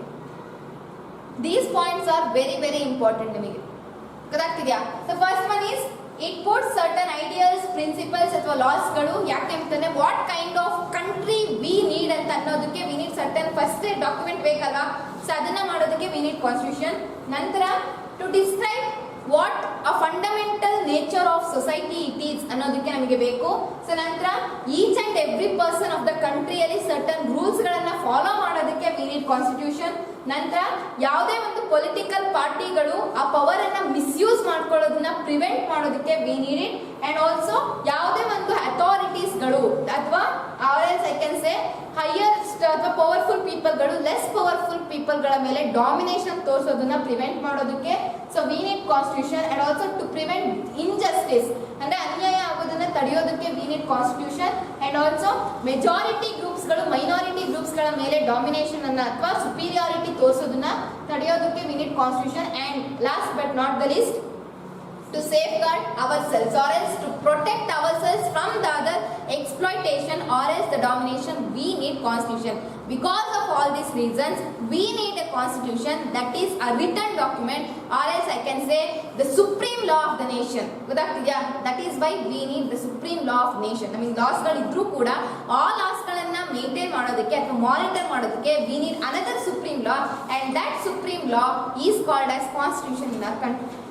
ಗೊತ್ತಾಗ್ತಿದ್ಯಾ basically constitution is nothing but a rule book ಅಥವಾ ಒಂದು written documents which consist of all the rules and duties regulations which every citizen of the country or as every government ಆಗಿರ್ಬೋದು ಅದನ್ನ follow up ಮಾಡುವಂಥದ್ದು not only citizens ಪರ್ಸನ್ಸ್ಗಳು ಮಾತ್ರ ಅಲ್ಲ even the authorities ಅಡ್ಮಿನಿಸ್ಟ್ರೇಷನ್ಸ್ಗಳು ಗೌರ್ಮೆಂಟ್ಗಳು ಕೂಡ ಇದನ್ನ ಫಾಲೋ ಮಾಡಲೇಬೇಕು ಆರ್ ಎಲ್ಸ್ ಏನಾಗುತ್ತೆ so they will be sued ಅಂತಾನೆ ಅವ್ರನ್ನ ಕೋರ್ಟ್ನಲ್ಲಿ ನಾವು ಪಿಟಿಷನ್ ಅನ್ನ ಫೈಲ್ ಮಾಡಿ ಅವರಿಗೆ ಕೋರ್ಟಿಗೆ ತರಬಹುದು ಗೊತ್ತಾಗ್ತಿದೆಯಾ this is why we need constitution ಅಂತ ಹೇಳಿ ಸೊ ನಂತರ ಇರುವಂಥದ್ದು ನಿಮಗೆ ಸೊ ಇಂಡಿಯನ್ ಕಾನ್ಸ್ಟಿಟ್ಯೂಷನ್ ನ ಕೀ ಫೀಚರ್ಸ್ ಗಳು ಇರುವಂಥದ್ದು ಸೊ ಅದನ್ನ will do it next class ಗೊತ್ತಾಗ್ತಿದೆಯಾ so did you get the historical background ಆಗಿರ್ಬೋದು ಅದ್ರ ಕಾನ್ಸ್ಟಿಟ್ಯೂಷನ್ ಅಂತಂದೇನು so why we need constitution ಎಲ್ಲ ಅದು ಗೊತ್ತಾಯ್ತಾ so constitution it is nothing but a rule book ಅಂತ ಹೇಳ್ತೀವಿ ಕ್ಲಿಯರ್ ಹಿಸ್ಟ್ರಿ ಕ್ಲಾಸ್ ಅಲ್ವಾ ಇವಾಗ